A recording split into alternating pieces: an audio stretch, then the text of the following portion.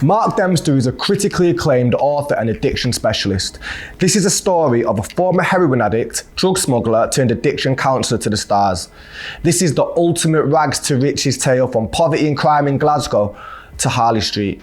On this episode, Mark gives us a deep and detailed insight as to what it is like to be a heroin addict, transporting drugs across international borders, his road to recovery, and now how he's helping others break from this cycle. This is Culture TV episode 7. Make sure you hit the subscribe button right now. My name is Nik Nagarkar and you are locked into Culture TV. For the culture, by the culture. Let's go.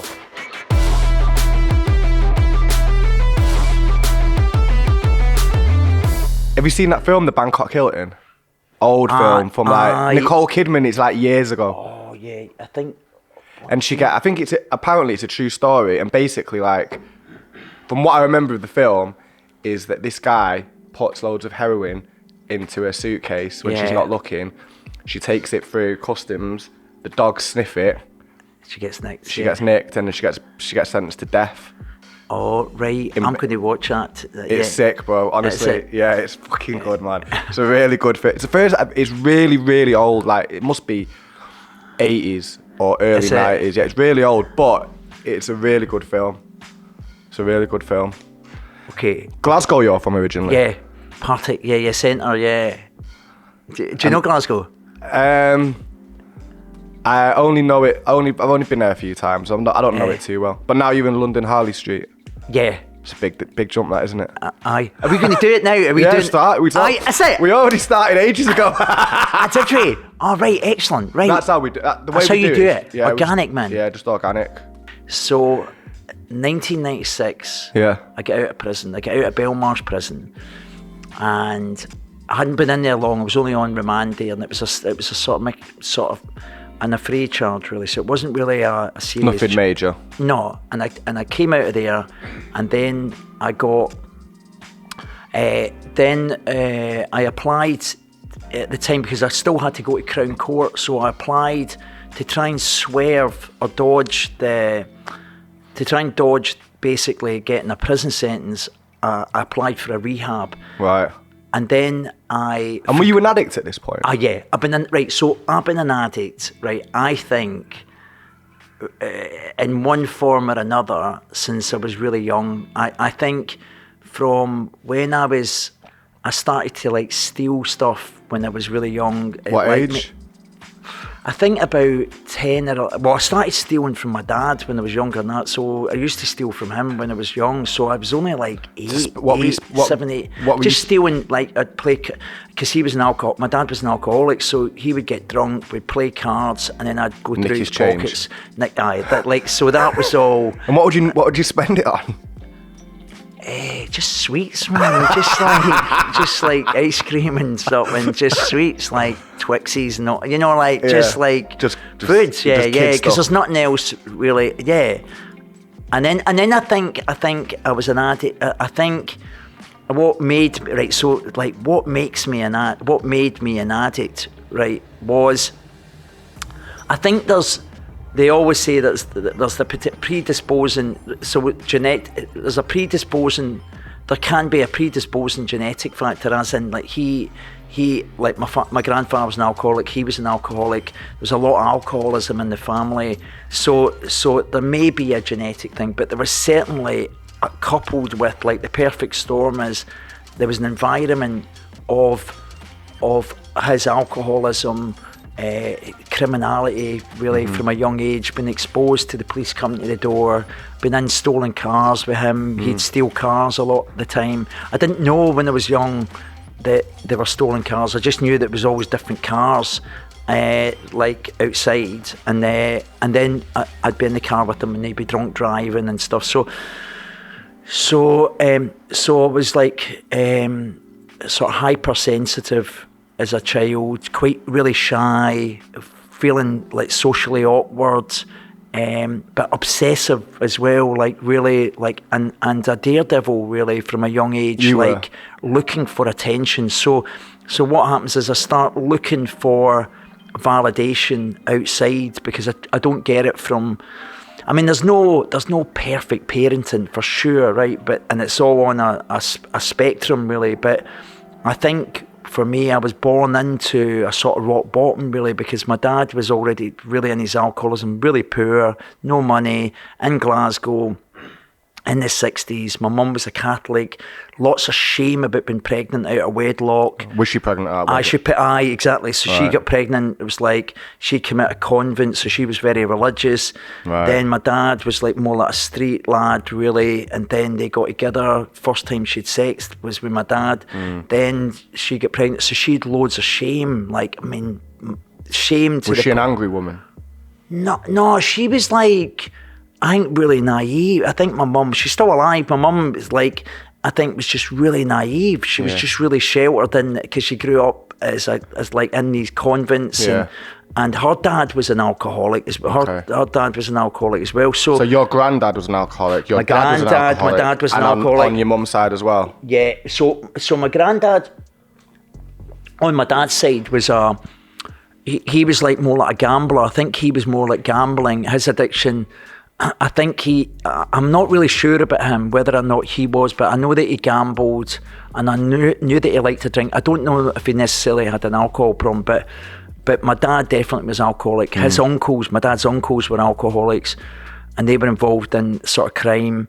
My granddad on my mum's side was alcoholic, so there was just loads. I mean, like, and I think when I started looking for attention outside, I started to, from a young age, and this is why I'm saying about the addiction thing, is like, it's like fruit on a tree. It's like I was almost, by the time drugs and alcohol came, the addiction, I was almost ripe for it, because there was already all these behaviours. Like, what came first for you, crime or drugs? So if you categorise crime as like petty, just like stealing, then it'd be crime, really. Yeah. That was like the first thing.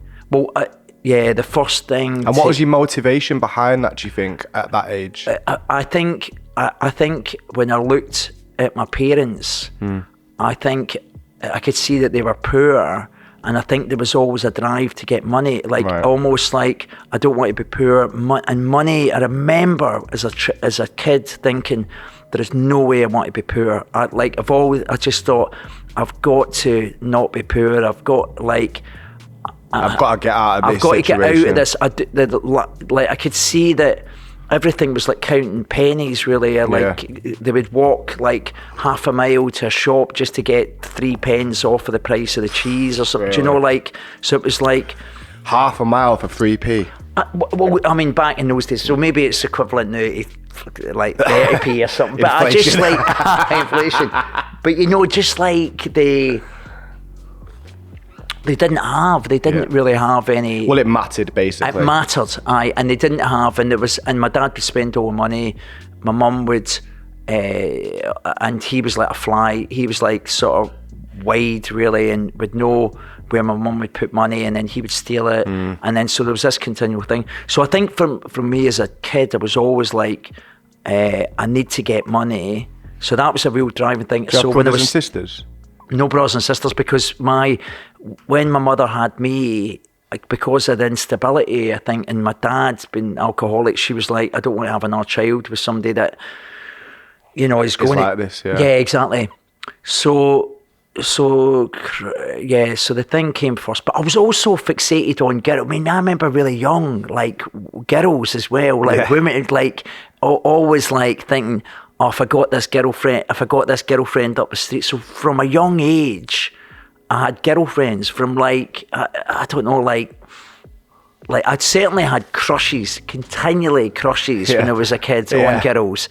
And then definitely like getting girlfriends from maybe 10 or 11, you know, like, and so there was always that thing, as obsession, that I thought that this girl here's like, if I was with her, everything my life will get a little bit better. Yeah. Then I'll get from A to B. Then you get there. It's like the grass is always greener, right? Yeah. Oh yeah, and that's the thing, right? We've got it.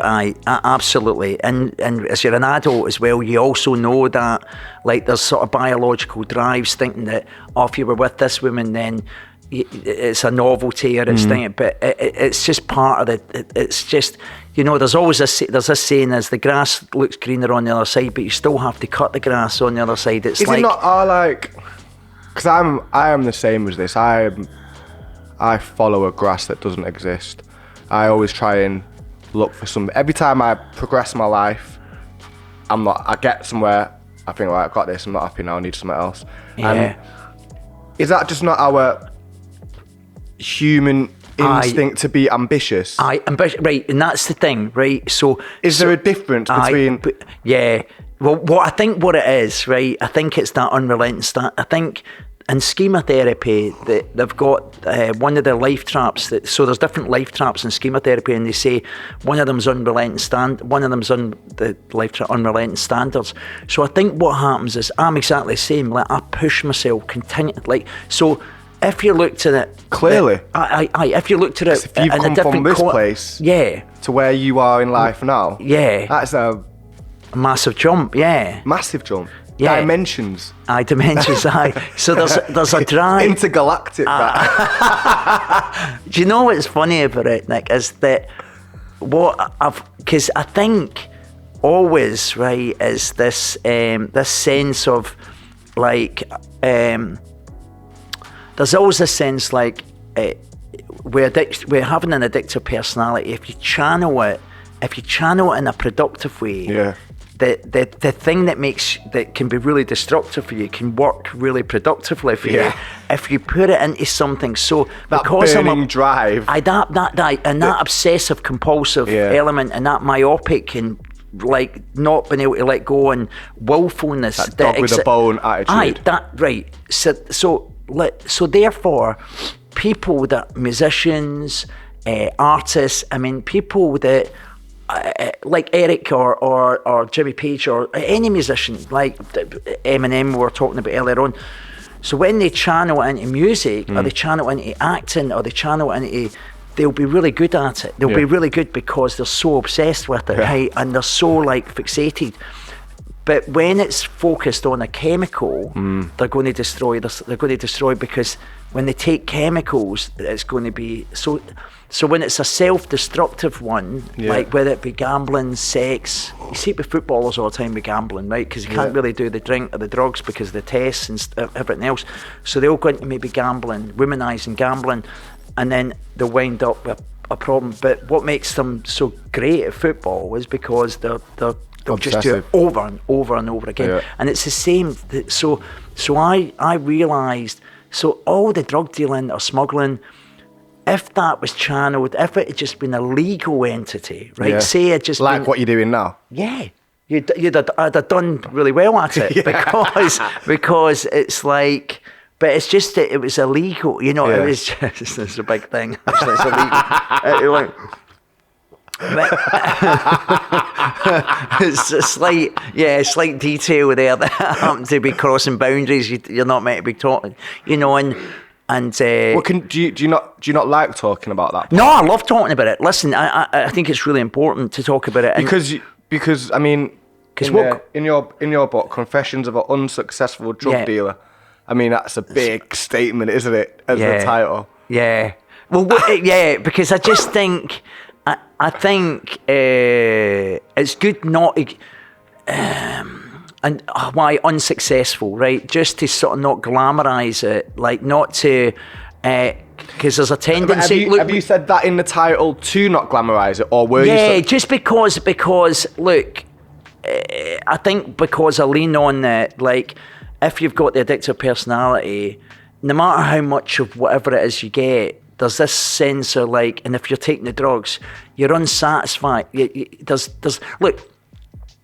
I remember when I used to come through customs, right? I used to be this was the thinking back then, right? Which is a bit warped, because I remember before that I had a girlfriend. I've mentioned her in the book, and I remember going to India and I was with her, and I remember she was like a white middle class English girl, really sort of not like. That you corrupted. To Cheltenham, and I was good. It was my first, and so we're in India, and I said to her.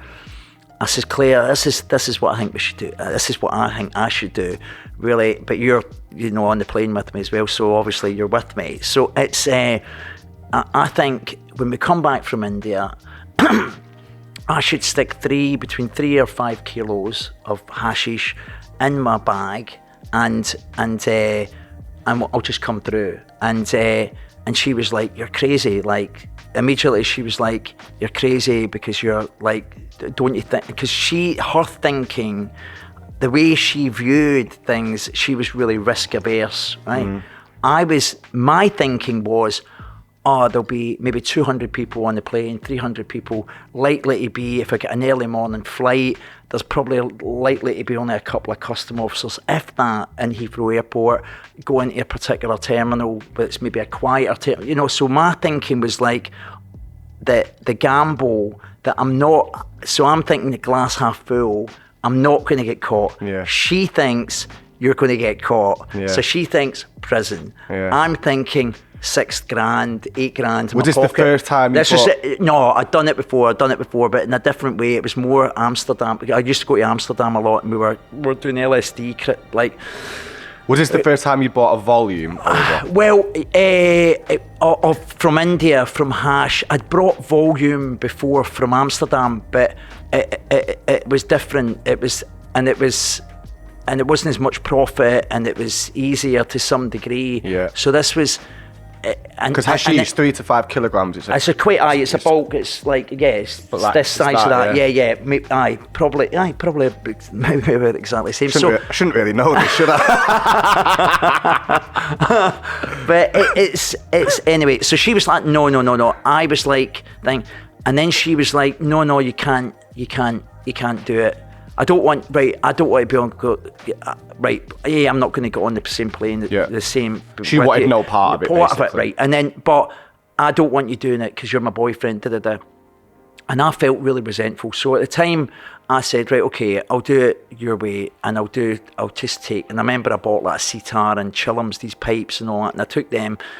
I got lots of them, and I just brought them to sell them, right? But they were like nothing like the markup you can get from drugs, right? So I got to Heathrow, and as soon as I looked, there was no one, there was no custom officer. I'll never forget it. Like, I just remember like going through Heathrow with her, and then immediately when I looked and there was no custom officer, I hated her. I hated that she'd stopped me like doing this smuggling enterprise. And then literally, as soon as I get back with her, the resentment was eating away at me. Right. And I stopped being in the relationship with her. And a few weeks because of that, mostly, yeah, mostly. You couldn't get over the fact that well, another thing was there was another girl who I'd met, who I knew of, and then she'd stopped going out with a friend of mine. So, and she was an Australian girl who had smuggled hash. And this is what happens, right? What happens with addiction? What happens to me with addiction? What happened to me with addiction was anybody that obstructs the flow of the addictive process, anybody that gets in the way, anybody that holds me accountable. Like, so it's like having a twin. It's like having two parts. It's like having a disruptive twin that lives inside you that's driving the car, really. Yeah. It's like having a steering wheel on my back. It's like it's driving the process. Yeah. I think I'm in control. Yeah. I think I'm making the decisions, but my addiction is making the decisions for me. It's saying, okay, we're going to do this. Yeah. Next, you're going to do this. And it is, and that's the way it speaks to me. It says, I've got this idea, Mark. Did you go back to India? Aye, straight away. Right, so not straight away. 2 or 3 weeks later, I was back and I'd done it, right? So how much did you bring back?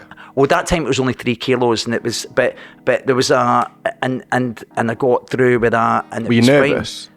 Right, yeah. So what happens is when I'm going through custom, right? So the bag, so there's different parts. What was the Indian customs like? Was that easy? Because they don't, and it was back then. Yeah. Back then, no one gave there's not all the security. It was like 80s. 85. Right. 1985. So it was nothing like now it's like scan. It's fully modern airports there. Here and then it was really, really simple. Yeah. And you literally just flung it in your bag. You could put a false bottom on the back. You could do all that stuff. Put it under the bottom of the bag, or you could put it in the sides, or you could do stuff like that. Yeah. But it was great, you know. I never done that the first time. I just literally thrown it in the bag. Chucked it in the bag. Neutralizer, nothing for the smell. Just like, because it's like Just had it in the bag, stinking.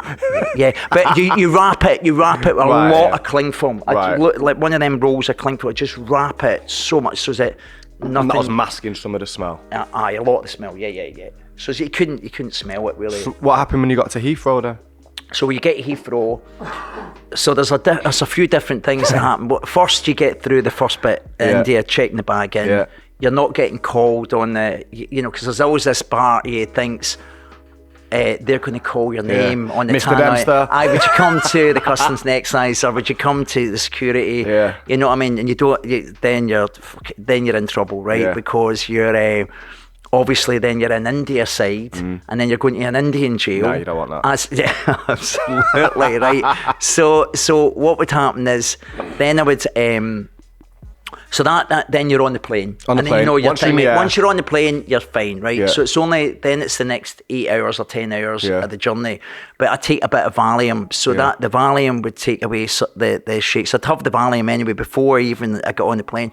So I'd have the Valium, I'd have some keep your nerves drinks. down. Yeah. But it still doesn't really work. It's funny, but it's funny even unless you get completely hammered, yeah. But you can't get hammered because you've got to get out the other side. You don't want to. Yeah. So it's like getting that thing.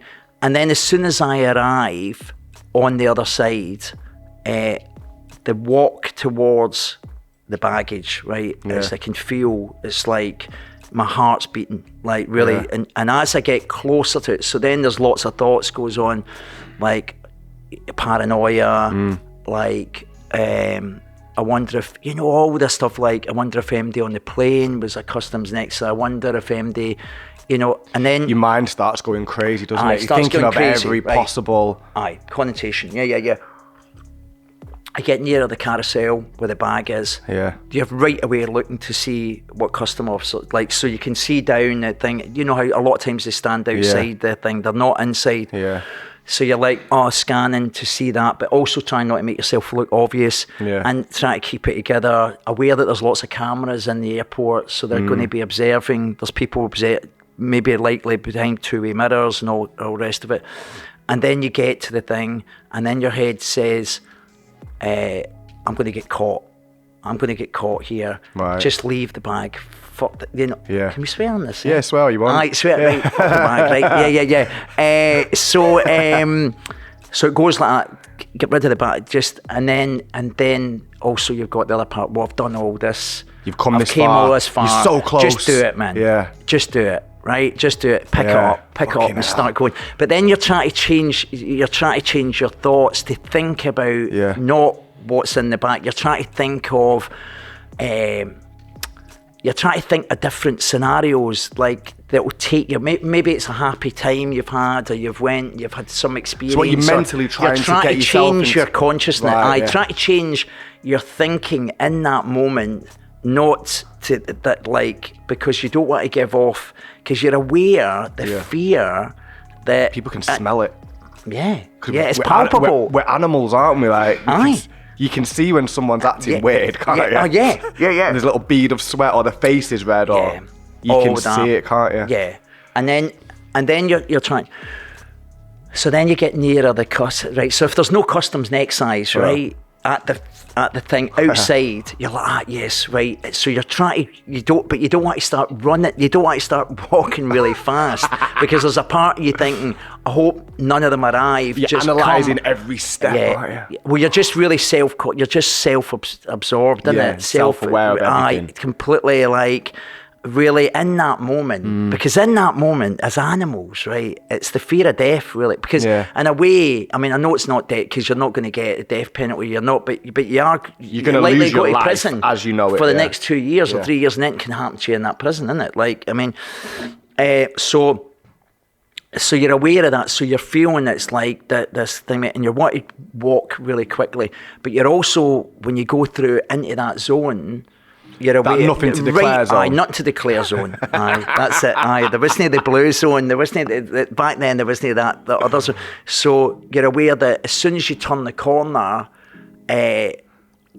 you're right away. You're looking to see what custom officers are there, if there's any. And then when there's no custom officers, it's like, whoa! It's like, it's like a drop right away. You feel this sense of absolute elation.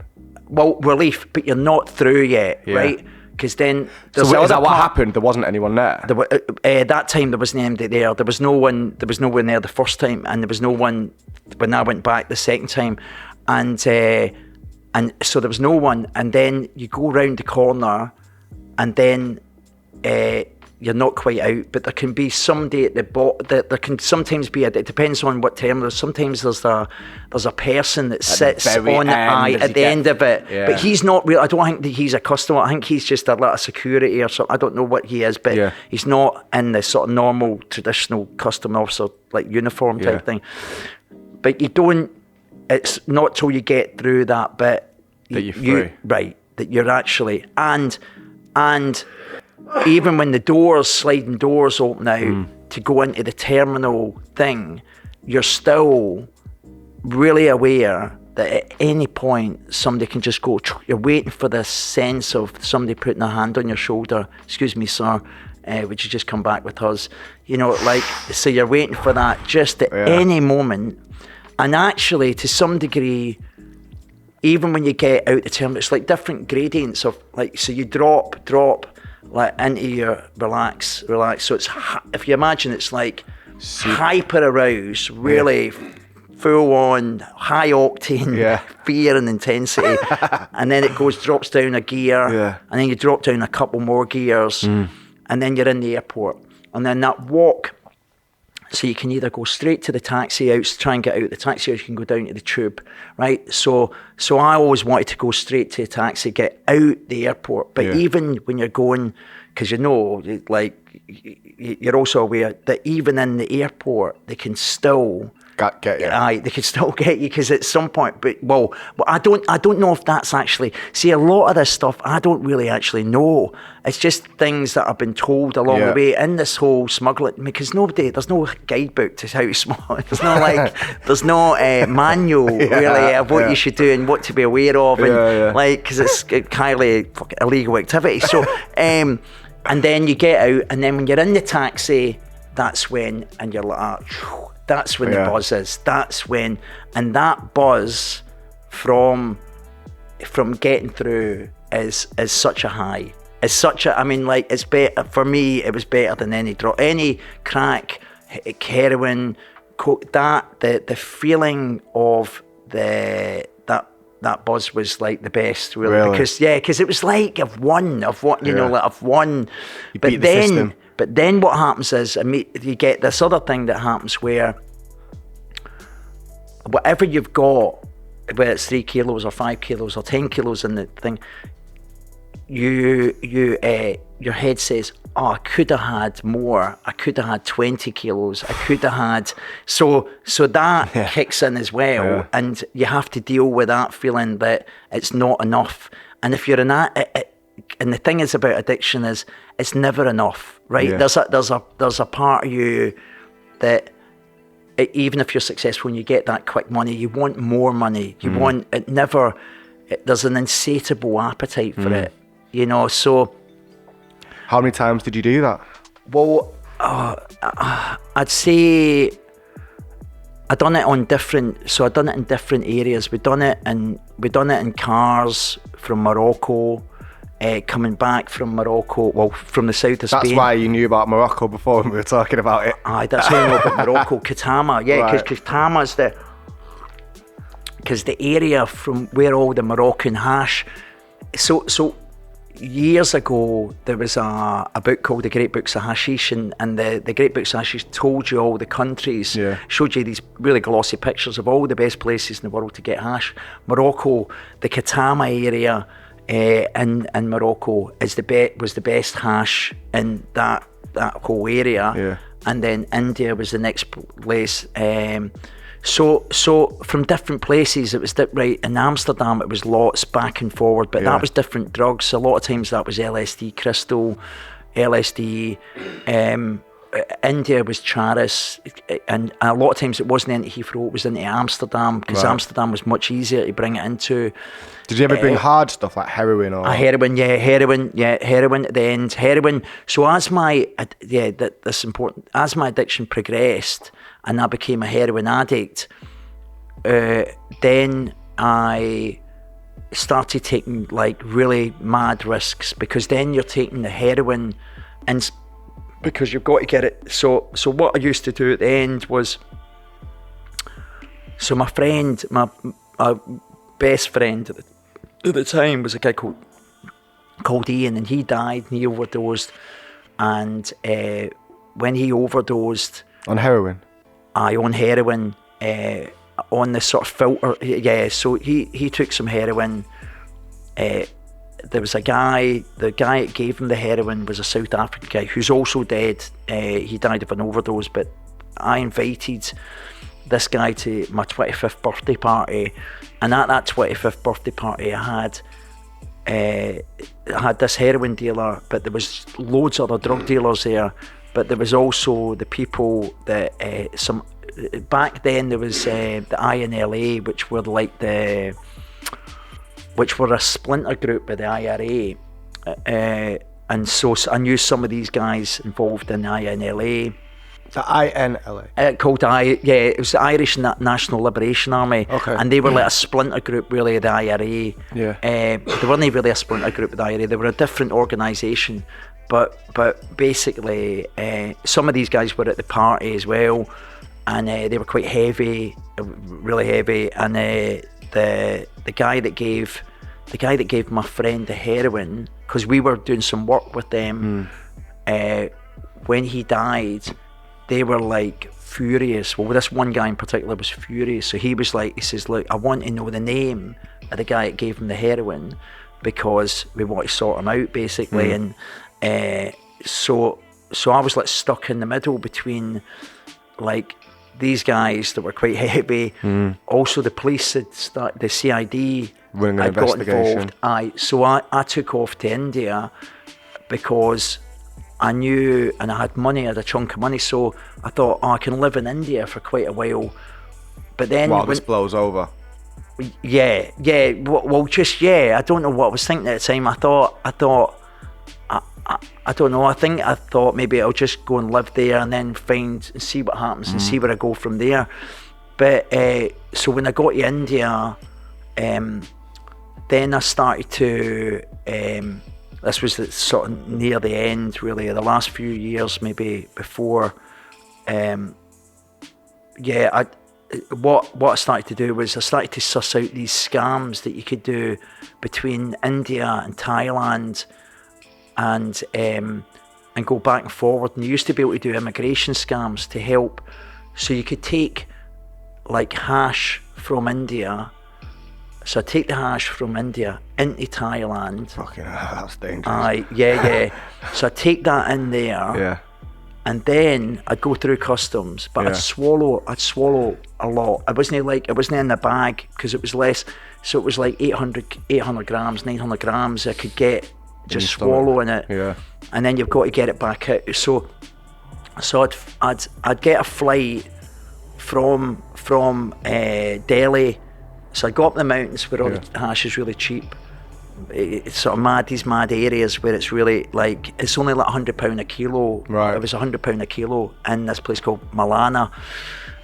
In northern India. In northern India, in the Himachal Pradesh. It's a place where it's the best hash, really. It's the best, when back then, before skunk and all that was around, and you know, it's really high quality. And the skunk, no, it's 18% THC, but it's like back then, of all the places in the world, really, probably India, that area was the best hash. Right. Even better than the Morocco thing, or Lebanese or so, or Afghanistan. And so I'd go there, I'd get the hash, and then I'd sit, and then I'd wrap it up in cling film, little pellets, really, and just go, and just like sit with bottles of water, and just like keep eating them down. I get them down, and then I couldn't get any more in my tummy, really. And then I got on the plane, and I'd get to Bangkok, and at Bangkok, there was no scanner, there was no body scanners and all that in India, so it's like you can put you in front of a body scanner and they can see all the pellets inside your system. There was none of that, so I'd just get to Bangkok, and then it would be like, get it out of me, have to get it out of me, and then I'd sell it. Well, it's mad. I mean, the first time I done it, I put, somebody had said, because this is the thing, there's no handbook to this, right? So this guy says, oh, dip it in beeswax, put it in beeswax when you put because somebody said to us, look, for every layer of cling film, the body acids disintegrate in 24 hours. It takes one layer of cling film. So they said to me something like, put beeswax, or I had this thing in my head about beeswax. Anyway, so I done like 2 or 3 layers, and then I dipped it in beeswax, and what happened, and then I swallowed soap, right? So I swallowed it all. And that puts a coating round the cling film. Anyway, so I get to Bangkok, but by this time I've got a heroin habit, right, as well. And so what I'd usually do, what I'd done after was I'd get laxatives. So I went to the chemist to get the laxatives to make me shit, really, basically. But I was using heroin, and heroin stops you shit. Yeah, right. So I went to the snooker hall, got the heroin. And I shot up the heroin. I smoked the heroin. I think I was still smoking at the time. But then my head went something like, because this twin, right, said, oh, don't worry, Mark. You can take some heroin for a couple of days because you've wrapped it in 3 layers. So 2 days before you need to get it out. Right, so it started saying, oh, don't worry about it because you'll take some more heroin, because I had a heroin habit, right? So think, don't panic, right? And about it, and then I kept using heroin. I used some more heroin, which made me constipated. And then, so by the end of it, by the 3rd day, right, I had by that time, my head was also saying, oh well, even if you. What's the worst that can happen, right? My head had this story, and I don't know if this is true either, right? Is that even if it disintegrates, even if all the cling film disintegrates and the hash just goes in your system, I don't think you can die from hash. You can only get incredibly stoned, obviously, right? But you can only, I had this thing, so I thought, that's not such a big deal, right? Because it's, so this was some of the thinking. But then I was in real pain because basically what had happened is all the hash because of the beeswax had stuck together, right? So there I am, 3 o'clock in the morning. So I wake up like one giant shit. Can you imagine? Imagine, man. And then I'm like. So then I'm like, it's just that I know, right? So 2 o'clock in the morning, I'm feeling, and you can't go, like, there's no way I can go to the hospital. I can't go, like, and say, oh, by the way, like, this is what's happened. Can you get this out of me? So, and in Thailand, right, this is a bit probably too much information, but nonetheless, may as well. You can always edit it if you think it's too much, right? Anyway, never too much information. Right. So in Thailand, they clean your bum with these hoses. Everybody in the toilet's just a hole in the ground, and they've often got this hose which you jet. It's just like a bidet, really, and they've got these hoses. Right. So anyway, I was like, at the time, in my head, I thought, this is all congealed, this is all wound up in a big lump, right? So I thought, if I turn the tap on, really, you know what's coming, don't you? And I stick the hose up my arse, right? Right, and just blast it. It'll break this, I was thinking, it'll break down the part, and it'll separate. And it'll be easier to get out. It'll be easier to get out. And that's what I've done, this shit, right? But in the process of doing it, I remember, and this is mad, and I'll never, because this definitely happened. I looked, when I was like, so I had this hose shoved up my arse, I was like, put it on full blast. And then I looked down and there was a watch. Somebody had left a watch in that toilet, a Timex watch. And I remember thinking, oh, what a result. I found a watch, right? I found this fucking. I remember picking the watch up and sticking it in my pocket. Thought I've just got a free watch. Somebody's like, and you know, like, and I often think back. And that thing, because I think, how mad is that? You're in absolute pain. You're like freaked out. You don't know, but yet Got a at the kilogram same giant shit time, up. there's this head. You know, you've got this fucking tie hose shoved up your arse, and you're trying. You know, like it's like, you know what I mean? It's like-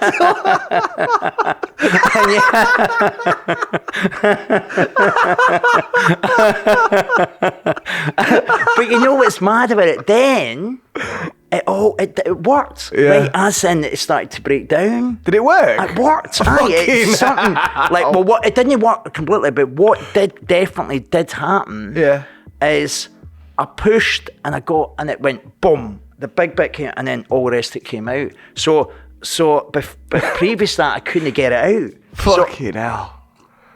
So after that, I knew the next times after that, I thought, okay, I need to make sure I don't use no beeswax.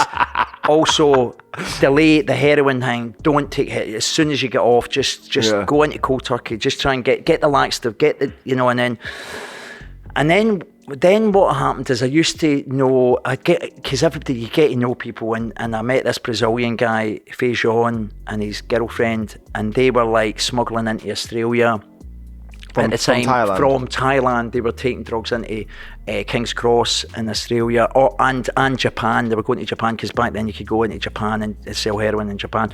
So then they put me in touch with this guy Raju, who was like a middleman for. He was doing immigration scams. So Sri Lankans, there was Sri Lankan Tamils. They were like, basically Sri Lankan terrorists, really. Yeah, the Tamil Tigers. Tamil Tigers. Yeah. So they were what to get to Europe. Right. So he would get a chunk of money from each of them, and then they needed tourists to get on the plane, so they'd put your name on one of the tickets. So what happened is I'd check in this guy's luggage, he would check. So I'd get a payment.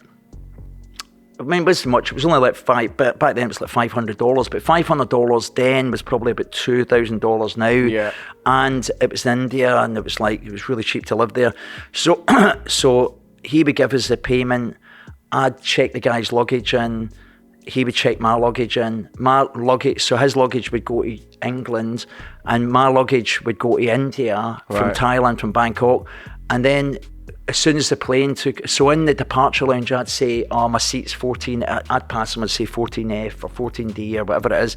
He would tell me his seat number. We'd both get on the plane. As soon as the light came off, I'd go to the toilet. I'd leave the ticket, the airline ticket, on top of the system. He'd come in after, he'd take the thing, he'd go to my seat, I'd go to his seat. And then and then I'd get down in India, and he would carry on to England. And then when they got to like England, on the plane had the connecting flight on. Aye. So it's stopping. It would always be like Bangkok, Delhi, London, or Bangkok, So it'd refuel in Delhi. Delhi, Paris. Aye. So what would happen is the custom. So they wouldn't actually get them off the plane. They'd just refuel. Refuel on the plane, and then he would carry on to England. And then when he got to England, he would go refugee state. So he'd just, any documents he'd had, he would rip it up on the plane, throw it on the thing. He'd go refugee status, and so then what would happen is, the customs next side would go, how did this fucking guy get on the plane without any documents? He's got somebody's help. So then they'd get really tight. So say it was British Airways. Yeah. They get really tight around the check-ins from Bangkok.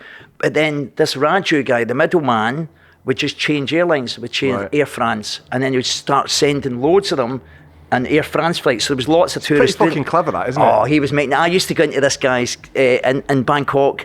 I used to go into this guy's like hotel. He stayed in this called the Crown Hotel, and I remember and he'd have a briefcase, and it was just packed. Because a lot of times I thought I should turn him over. I thought I should get a few guys, and we should just go and take his money off him. And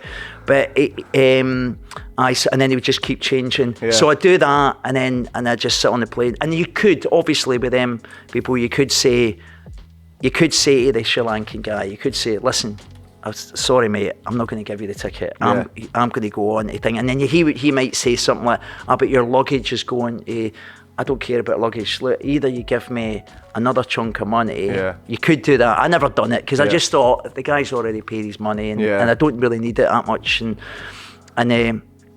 so that was the thing that I'd done a lot of as well. Yeah. It's all part. It's Fucking hell. When was the first time you took heroin?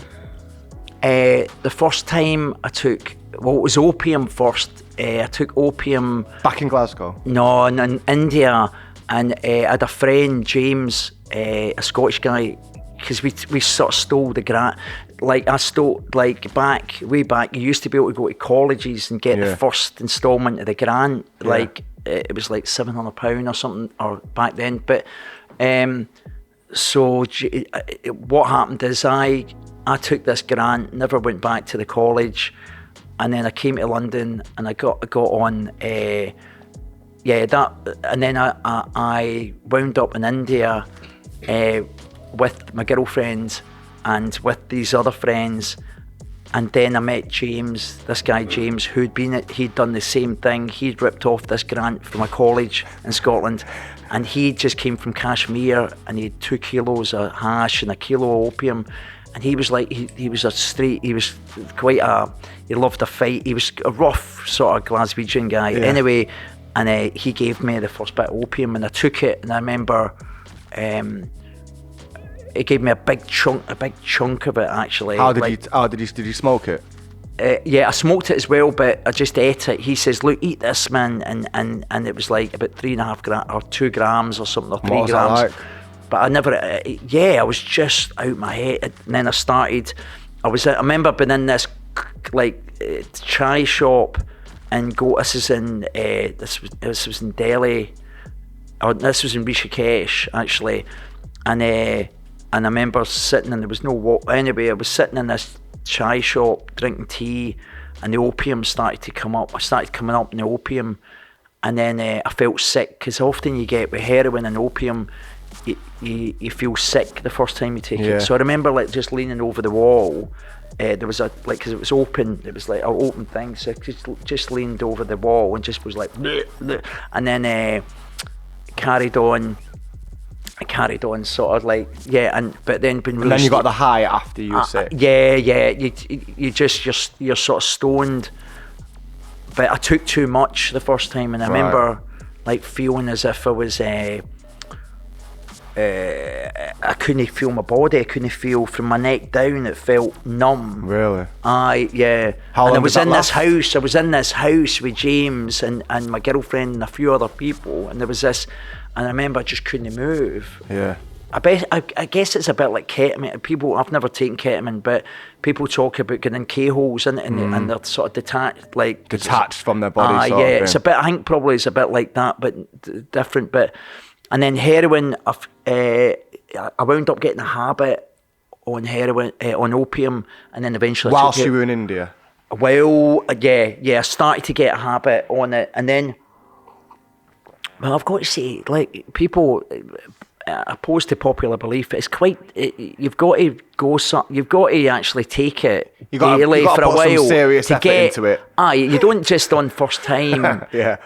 And crack's a bit different. Crack's a bit different because when you first smoke crack, the high you get from the crack is really powerful. So I can see how psychologically you could want to chase that buzz. Yeah. You know, and but opium and heroin requires you got to do it, and then what you start to notice happening is you start to get more of a you get like you start to withdraw, you start to have like a cold. It's like a cold at the beginning. It's like a cold symptoms, like runny nose, it's like a bit of a flu. Yeah.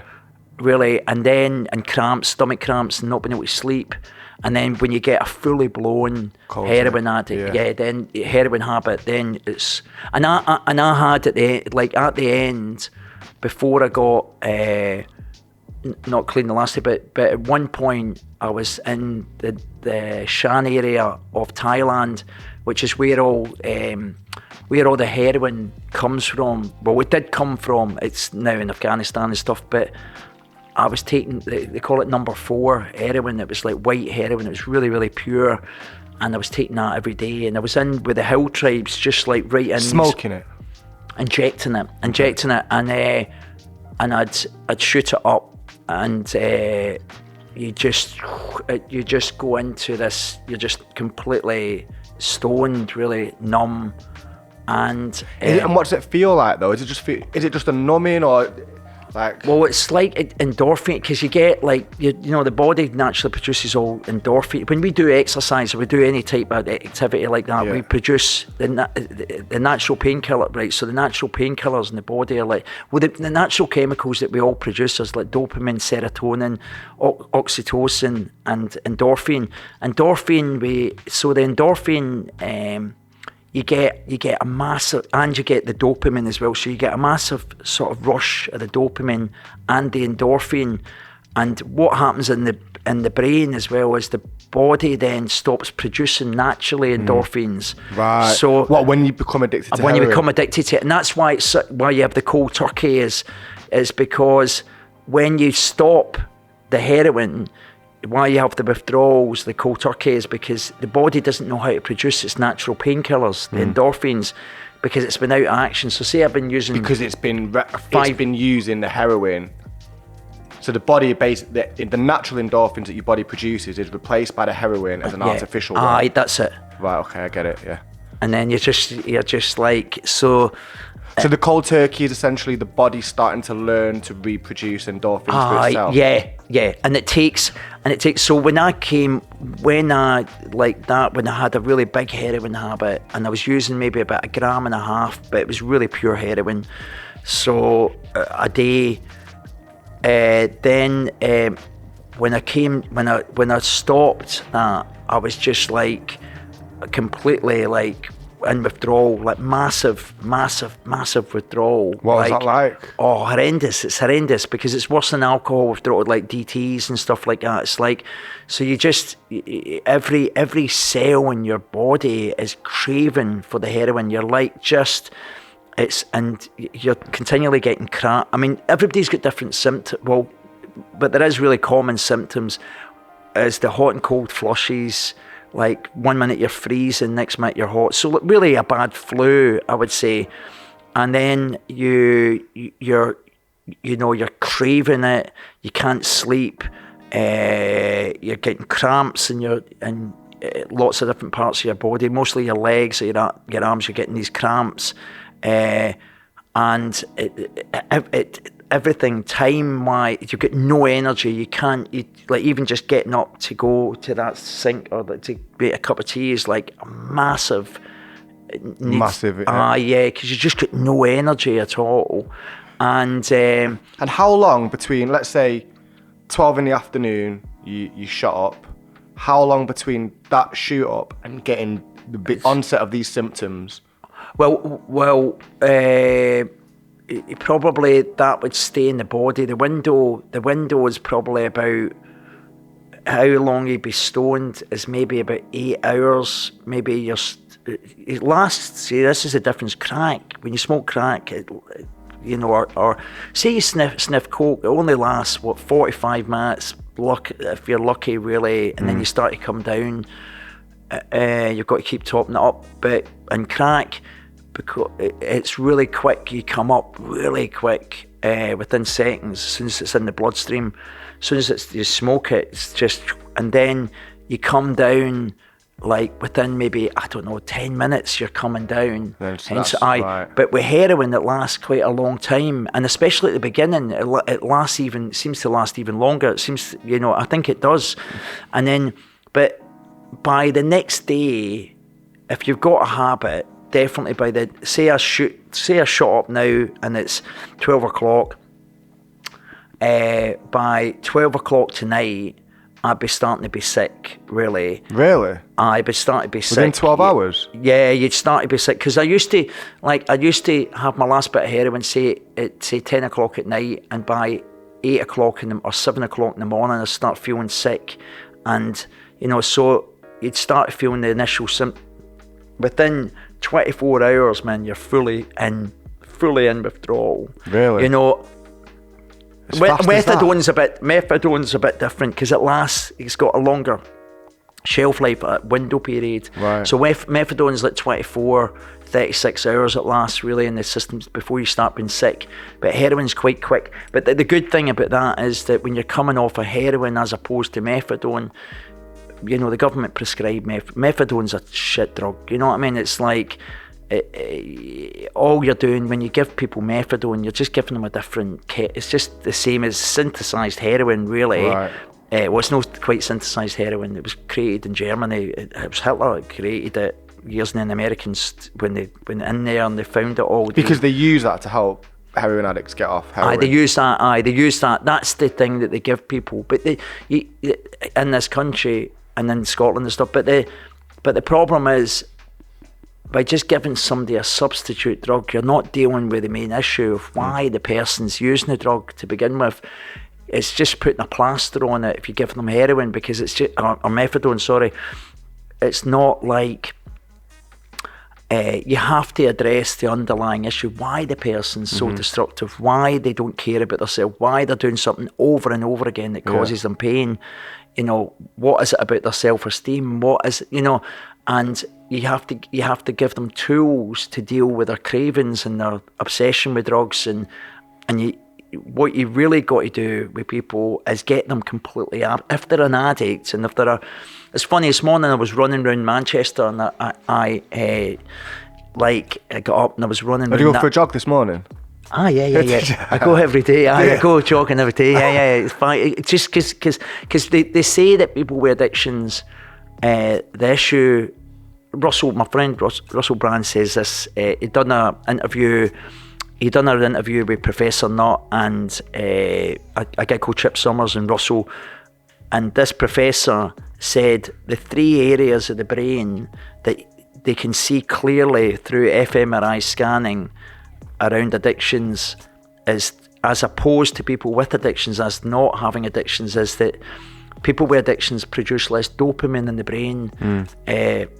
They produce less dopamine, and impulse control is compromised, and stress management. So the 3 areas of the brain that are compromised. So therefore, when you get clean, I've known that dopamine, I need to naturally find natural ways to lift my dopamine levels. So exercise is a great thing. Yeah. So I go to meetings as well. I go to 12-step meetings all the time.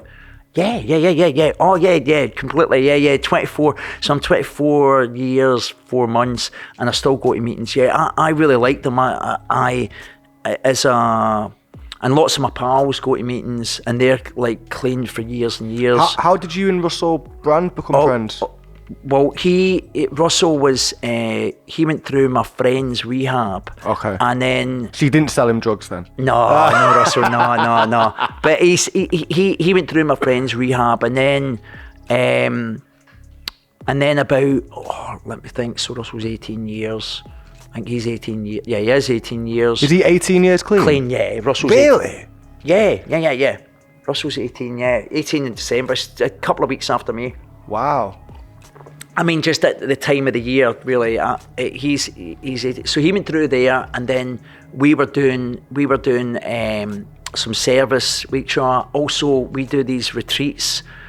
So I've done some radio. We've done a bit of radio stuff together around addiction. I mean, I've known him for a long time now. And then we also we do these men's retreats at Christmas time. We were before this lockdown thing happened. So that's how. And you know, and he's got a good friend, a mutual friend. So yeah, that's that. And you know, so once you, look, the thing is about the ongoing thing, it's if you've got an addictive personality, it doesn't really matter how long you're clean and sober, really. That and know what I keep saying about the twin, like about this, the twin.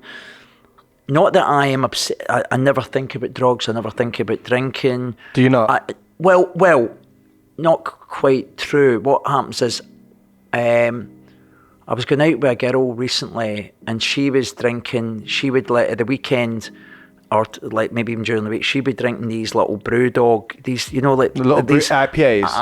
them things, right? Yeah. So she's quite into them, right? And I remember thinking, and I'd be looking at them, and she'd say, and I'd get her some from the shop or something, and then I was thinking, Maybe I'll have one. my head would go, man, 24 years ago when I got sober, there was none of these types, and they look quite nice, the cans, the colours, and Yeah, stuff nice like and that. cool, yeah, they are. And like wee small dinky cans. Yeah. So Don't want to tempt you, but they are quite nice. No, listen, I know. But I also, this is the thing, like, I know if I took one of them. Really? I know, even after all this time, right, if I Even took after one, everywhere you've come? I know if I took one sip, right, the twin inside would say, oh, well, you've done it now anyway. You look, in for a penny, in for a pound. You may as well Get pissed. You get pissed. And then what it would do, it'd say, well, we may as well get some drugs. Look, I mean, get a you've gram. already crossed the line. So then it would just go straight into. Do you really think you would? Oh, totally. Because I know that's what I'd done before when I came out of prison. I remember coming out of prison one time. That time in Belmarsh, I remember I thought, oh no, I'm not going to, right, that's it, I've been clean, I've been exercising, I've been doing really well. And What, whilst you were in jail? well, I was in jail, Well, I was in jail, I'd been in prison in Spain as well, in the south of Spain, a prison called Alarin, which is in Malaga. I was in there way back, so that was 88, I was in that prison, and the whole time I was 6 months on remand in there, and I remember all the time I was doing sit-ups and press-ups, and you know what I mean, like walking around to getting really in shape. But as soon as I came out, my head would say, oh, you're just going to have a couple of beers. It's no big deal, you know. No heroin, no cocaine, no crack. But as soon as I take the beers, my addict is not, alcohol's not really my problem. thing. No, it's not. Well, it's a problem as well, definitely. But it's not that's not really what I want. It's like that. The buzz from alcohol, I don't really like that much in comparison to, say, coke and heroin and stuff. So I want to go to the top. It's more like the door to the party. It's a door opening, It's a door opening. It opens the door, and then really what I want is I want to get to the top of the tree. Yeah. Like so the alcohol's are way down the bottom of the tree. Yeah. What I want is up there somewhere. So it will always be that case. So alcohol's the gateway, or weed could be the gateway, like smoking a joint or something could be the gateway as well into it. So I know that, because I know my personality. I know how addictive I am, and also the other thing is I've watched my friends. I've got two pals that we were like I've known for years. One at 10 years and one at 14 years. Both of them picked up a drink, and both of them are dead because as soon as they after 14 years, 14 years and 10 years. So there is no. But it's not like, I must really be clear about this because it's important really for viewers. But it's not that it's not like I think about drugs. Like I was giving that example about that girl was going out with.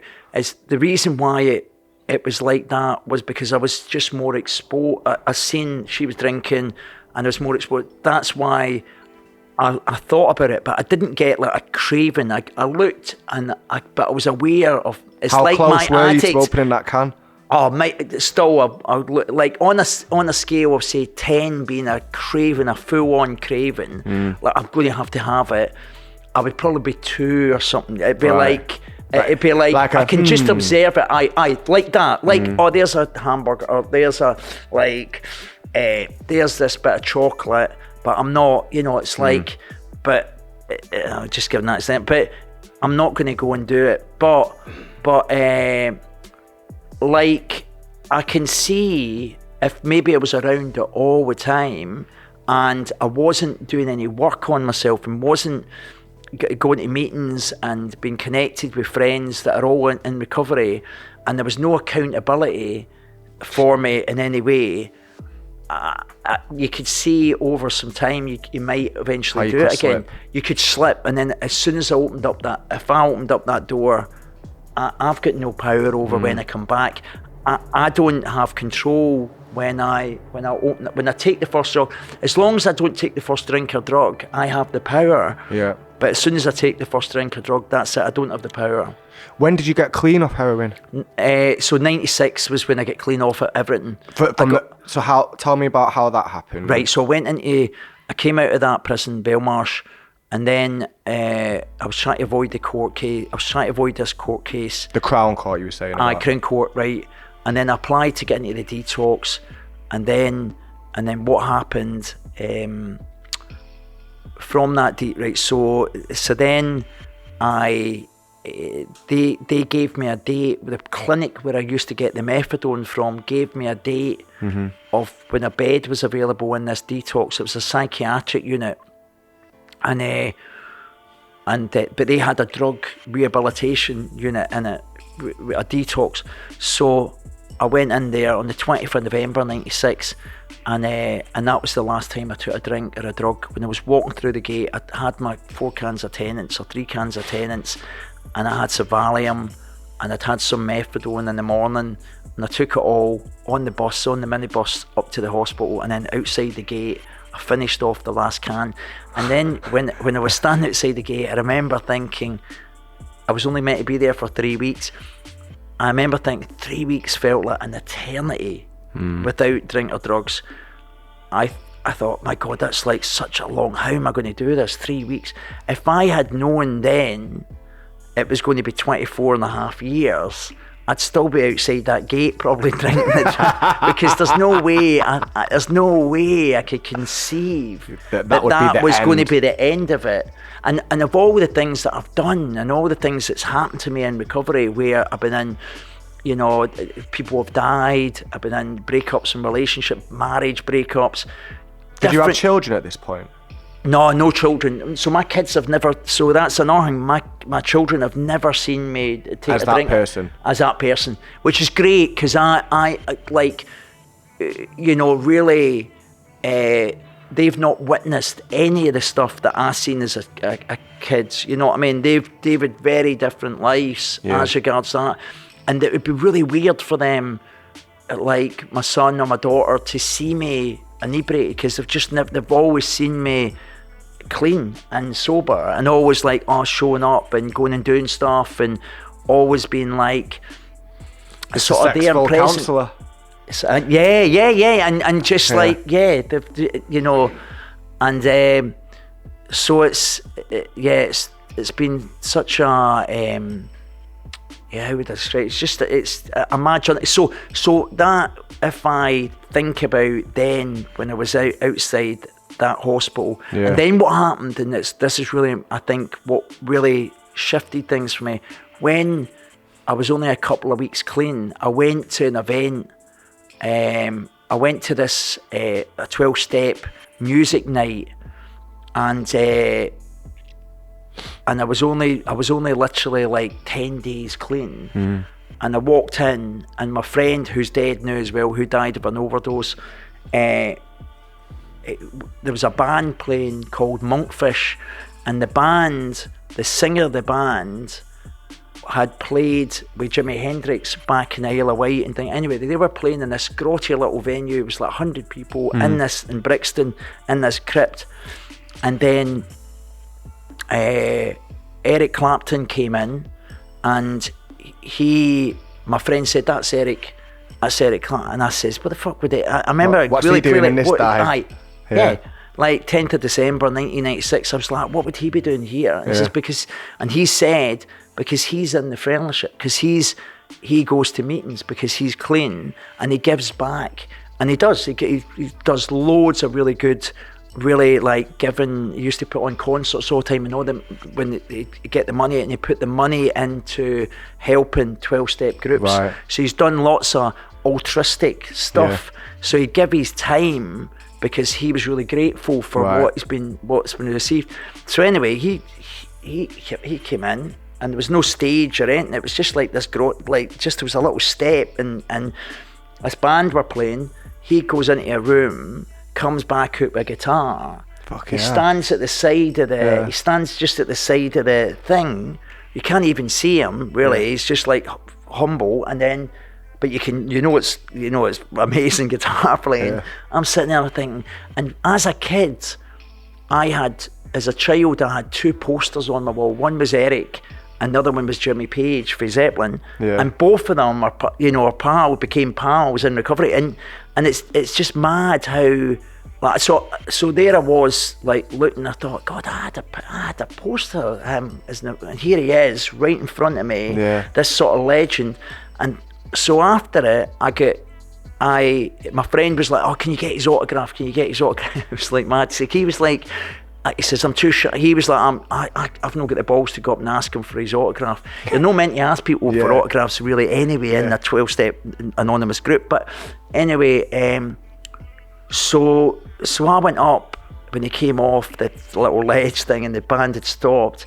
And I says, Eric, is there any possibility? My friend's over there and he's really like, he'd like your autograph. He says, yeah, sure, man. Get a bit of paper and a pen. And he just went, love Eric. And I says, can I have it as well? And then we wound up talking. And he was saying, where are you? He says, I says, I'm 10 days clean. I'm in this hospital, And he says, great, man. He says, stick with it. And he was really encouraging. And I wound up, so there was something about that whole thing that happened as well, where I realised, a penny sort of dropped in my head. I thought, if he's here and he goes to 12-step meetings or 12-step groups, and he's got all this money, he's got vast amounts of resources, right? Could have the best psychiatrists in the world, best doctors, best therapists, and he does this. This must work, right? There was something like this, because they wouldn't be here. There'd be another way to do it. So that sort of dropped, and then coupled with this other thing was that my head said about fun, that I had fun that night, like going to a music. It was the first time I'd ever been to a music thing clean. I'd never been to anything. I'd always been out my head. Any music thing, couldn't remember half of what was done or songs. It's first time going out. I'm not drinking. Not drinking, no drugs, no drink. And there I was, and I had real fun, clean, without a drink or a drug.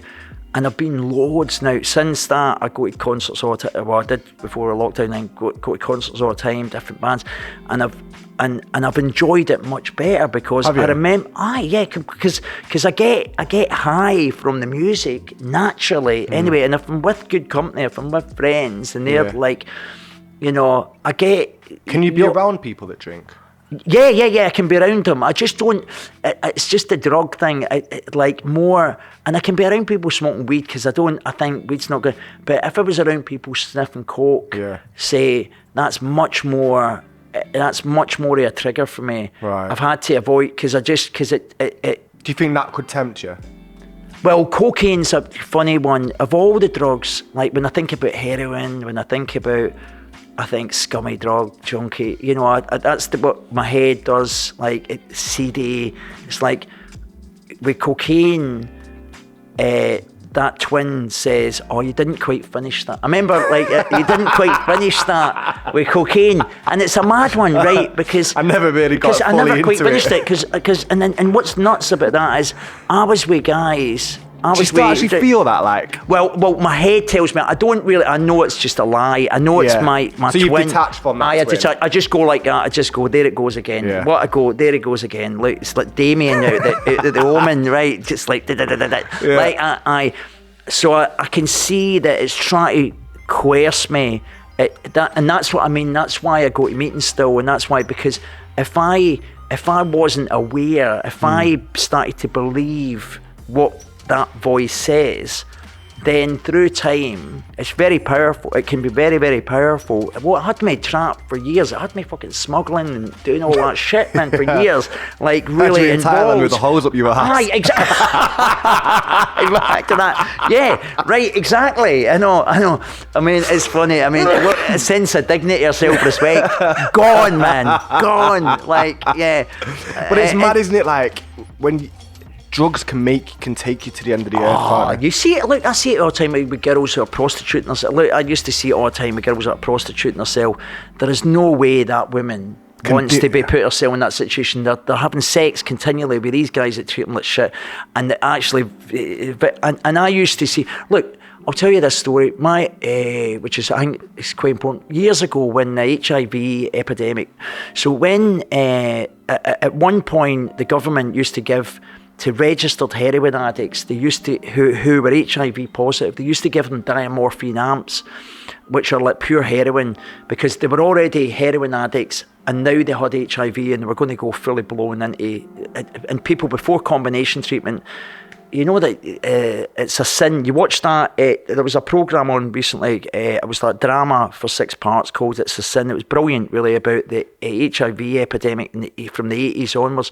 So what used to happen was, if you're HIV positive, you wound up, you could go to the basically the local drug service or the hospital, and you could say you're HIV positive. They'd give you diamorphine heroin. It came in amps and it was pure heroin, and but also you used to get this thing called disability living allowance. So you used to get these high payments. You used to get like a car. You used to get like, I don't know what it would be now, but back then it was like £400 a month, which would probably be, I don't know, it might be like £1,600 a month, right? So you get like £400. Anyway, so people who were HIV positive, who were heroin addicts, used to milk it for everything they could, right? They get their amps, they used to sell, they used to try and get as many. Anyway, so I was in this detox with this friend of mine, right? Kevin, his name was.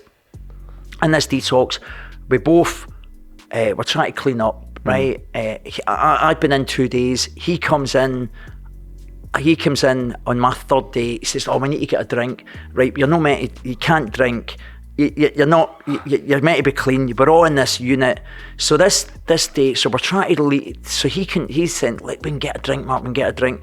So Kevin's like, and were you up for having a drink at this point? I got convinced, right? Because my addict then thought, yeah, that's a good idea, right? So anyway, we tried to lever the windows open to get, but they had these bolts through it, so you could only get them open. Anyway, we shouted this guy, because there was a street outside. Anyway, this guy, we recognised, and we gave him some money out the window. Anyway, brought the drink back. We wound up before this art therapy class this morning. We got the drink brought into us, and we drank it, and then we went to the art therapy class.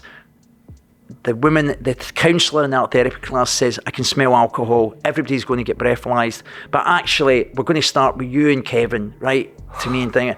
I was like, "Oh, no. If you smell alcohol, it's my clothes. You know, it's like the old clothes where there's remnants on." And in fact, even if you breathalyse me, I think the reading you'll get on the breathalyzer is probably the remnants from my clothes. Anyway, like bullshit. And anyway, she was like, breathalyse, bang, bang, bang, blow into it, 5, 10, 15, 20, 25. She's like, "Right, I'm going to have to tell you to leave. Kevin, you're the same, bang, gone," right? So we're walking down the street. Kevin's like going, I'm sick and tired of this. I'm sick. I've tried to clean up so many times, but he hadn't even gave it a shot. He'd only been in there a day when he was convincing me to thing. So the next thing, we're walking down the road. He says, "You know what I'm going to do, Mark? I'm going to go to Brixton. I'm going to go and see Scottish Angie. I'm going to get her blood. I'm going to get some of her blood, and I'm going to whack it into myself, and then I'll get the disability living allowance. I'll get the heroin, and that'll be it."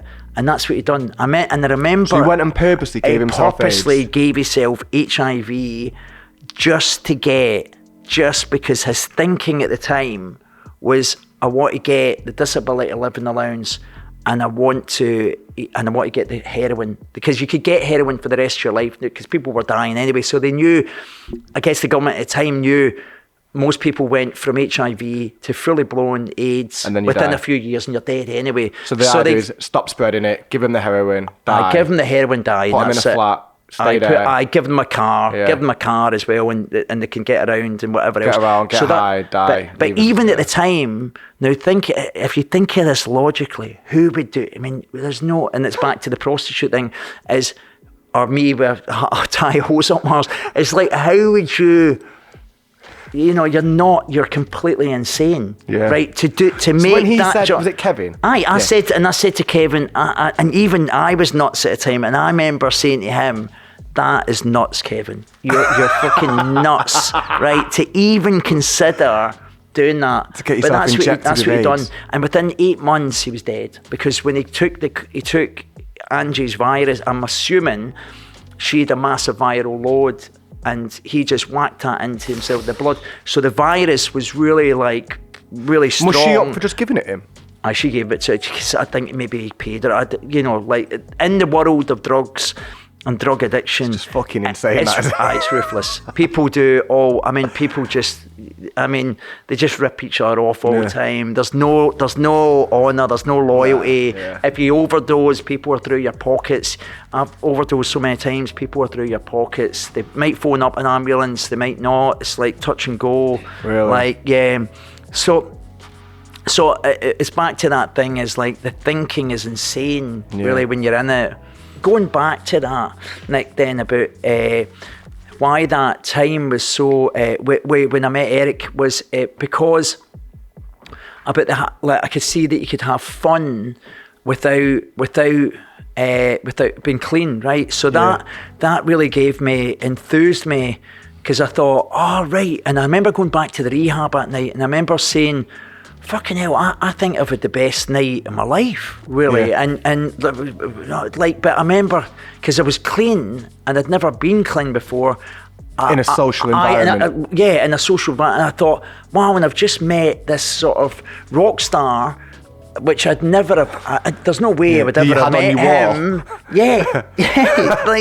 Wouldn't it happen? Yeah.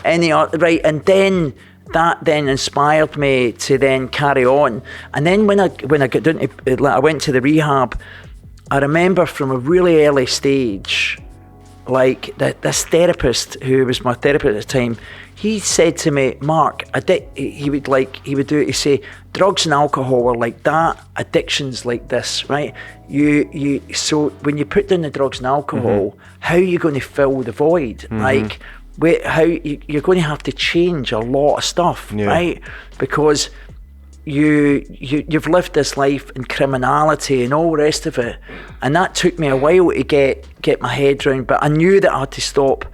I knew that I couldn't go back to drinking drugs, because I knew if I opened up that door again. So once I get clean, I thought there's no way I want to go back to it, because it was so painful. At the end, the last 5 years, this like where it eventually led. And I was saying about the heroin thing, is the rock bottom was in St Thomas's Hospital. So it'd be 1995, say. And the friend I had who had HIV, he gave me some heroin diamorphine amp.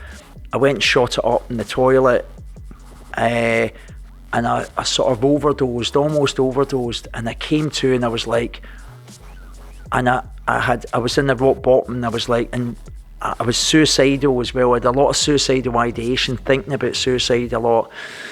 I was 31, nearly 32 years of age. I'd often thought about jumping in front of a tube and stuff, and I sort of cried out inside.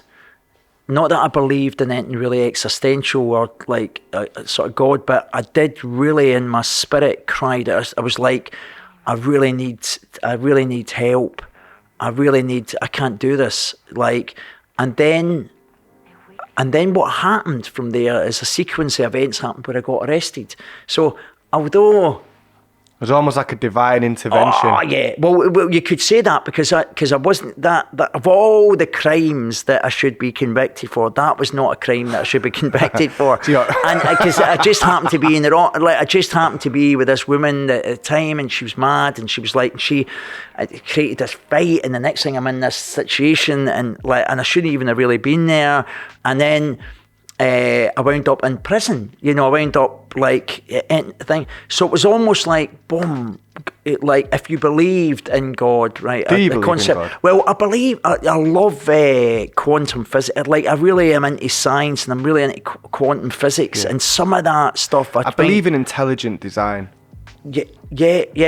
I mean, what I mean by that is, I think that I personally don't believe in like a God in like a biblical or religious same sense. here, not at all, yeah. But what I can't not get my head around is let's say a star crashed into another star, and that created the solar system. Aye, sure. And let's say the Big Bang happened, and that created all the galaxies. Aye, sure. What created that? What created the Big Bang? And something created that. What created that? I know, and if something created, and at what point? Aye. Maybe we're just human beings and we're just not anywhere near intelligent enough to comprehend what this is. We can't comprehend it, I don't think. But for me, in my heart and in my soul, I feel that there is a source. Same.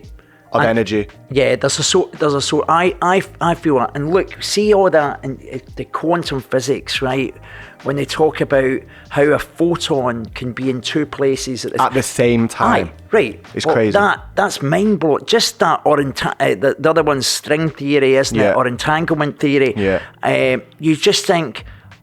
So the universe and about the possibility of look, because if a photon can be in two places at the same time, we could be in two places. So we could be all sitting here as we're doing this filming, but there could be 5 or 6 other dimensions where we could all be doing different things. Yeah, exactly. Or there could be these different realities, and that's what I find fascinating. We had a guy called Nick Pope on the show, not the football player, the UFO expert. And we were talking about these crafts that the Pentagon have now released the videos of. Oh, have they? Yeah, they've officially released the videos of them. Wow. Yeah, officially. And they said, we don't know what they are. We don't know where they are. We know they're physical and they're flying around doing maneuvers that we cannot possibly comprehend. Now, what this guy said, this Nick Pope, he's not a sensationalist. He's a very factual, rational. He's not like a UFO weirdo. Like he's a good man. He's grounded. He's grounded, and he's got good ideas, and they're based off reality, not craziness. Yeah. So we were talking about this guy called Bob Lazar, who's been on like this Joe Rogan podcast. Yeah. And he claims to have worked on these crafts, and what he basically says that they do is that they create their own gravitational field.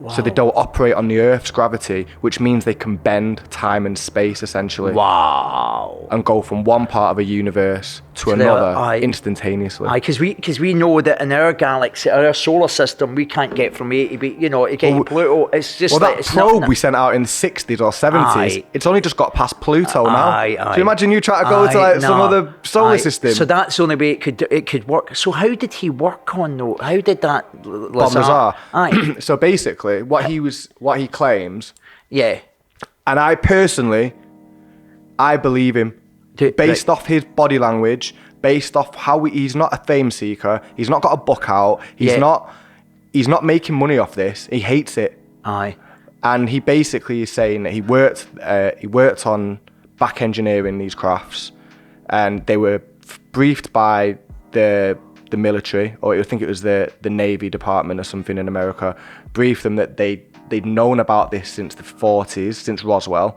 Since Roswell, yeah. They believe that these beings have been coming to the Earth for around 10,000 years. They've recovered ancient vehicles that have been buried for thousands of years, and they've recovered some more recent ones. And they believe that they're from some Zeta Reticuli or something. It's like a planetary system, like 30 odd light years away. That they believe that they're from. And this is all he got told in the brief. And they wanted to learn how these crafts work. And he said, everything that we thought we know about physics, we don't.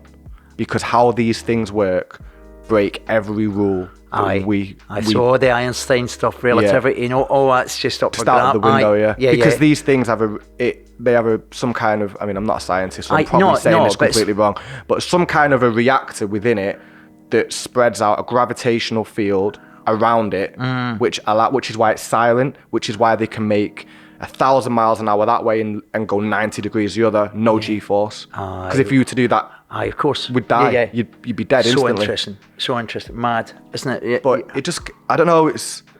I'm fascinated by it. So then that would account for, you could then say like the whole Egyptian thing and the pyramids, and you could say the Nazca line, because I flew over the Nazca lines. That's really weird, isn't it? Right. Well, Nazca lines, I remember on that plane, I looked down and there's a massive alien, alien being. An alien on the rock, right? But you can only see from up there, and you're thinking, well, they were, and also the caves and all that, where they've got astronauts and brick pictures way before astronauts were. I mean, how did they? Yeah. So then it does fit, and you think, well, yeah, and I think it's impossible that there's not life out there. I mean, look. I think. Probability is it has to be. The probability has to be based off what we know of the universe. But I think, and I would bet on this, that there is a hidden history of our planet that we don't know about. Someone knows about it. So maybe maybe the Vatican has files on it, or I don't know, God knows what. But I believe that we think human beings have been here for 200,000 years, right? How the fuck, right? Have we only just, in the 5,000 years, they say the Sumerians was the first civilization. So for 190 was the first like proper cities and towns. Yeah. So what the fuck were people doing for 195,000 years? Yeah. Because the Neanderthals, but they think right. So when did we wipe out because the Homo sapiens killed all the Neanderthals, or went bred with them 30,000 years ago. 30,000. So what were we doing that time between then and now? Well, they say Homo sapiens as me and you, like physical beings exactly as we are, with the same physical capability and size of brain, had existed for 200,000 years. Well, they say even, that's right, because before that was the hunter-gatherer, it was, so Homo erectus, isn't it? Homo erectus or Homo australopithecus. Homo habilis, and then Homo erectus, wasn't it? And then the thing, it's interesting, the whole, because... I just can't get my head around the fact that according to what we're told about history, that they were expected to believe that for 190 odd thousand years, we've been grunting and bumbling around caves with no real progression. Apart from a few cave paintings. That can't possibly be right. I just can't believe that. So therefore other civilizations, and then they got like... I think we probably come up, come down, come up, come down. Atlantis and all that, then like... A bit like a drug habit, really.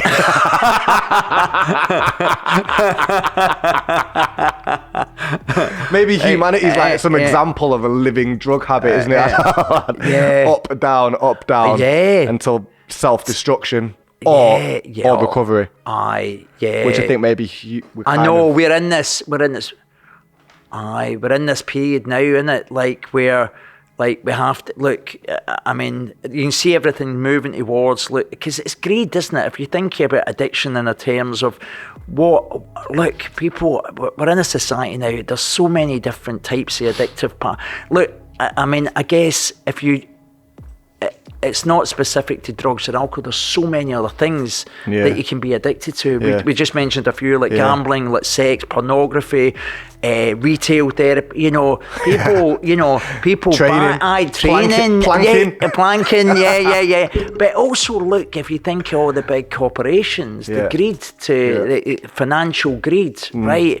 I mean. Like we know that the planet's getting destroyed, the ozone layer's getting destroyed. Global warming. We're self-consumed, aren't we? As a race, like everything that we. I mean, I try and think of. I think of myself as quite like I'm not really a selfish person in the way that I in my actions, like I try to be like a good friend. I try to be generous. I try and do things like that. But I know that the way I live, the way my mind operates, it is built on. Get from A, get to B, get to B, get to C, get to C, get to D, and I'm constantly on this path and trajectory of trying to better my life, circumstances, finances, materialism. If it's not materialism, it's health and fitness. If it's not that, I want to go to better parties, better holidays, better cars, and it's just like an endless.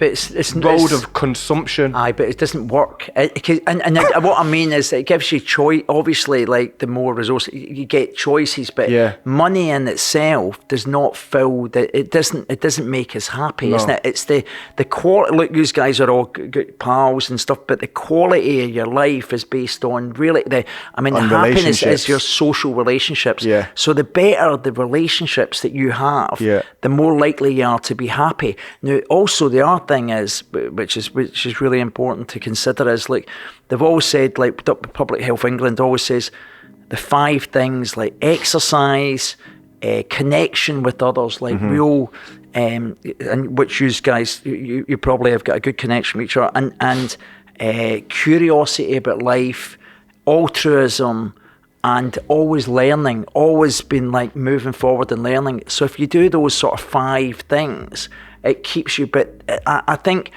what we've got, and it's funny because my friend was telling me a story because he worked for Elton John, and he was like, he said to me, there was a boat. I remember he says, well, we're on a boat, and then he was with somebody who had a boat. Basically, he had a big boat, and then he was docking. It was somewhere like Cannes, and he was docking, and then this Russian billionaire came in, oligarch, in his boat, and his boat was like twice the size. Like the Titanic, and he was and he was just like, boat. He says, why have I got such a small boat? I need a boat like that. Yeah. I need a bigger boat than that, actually.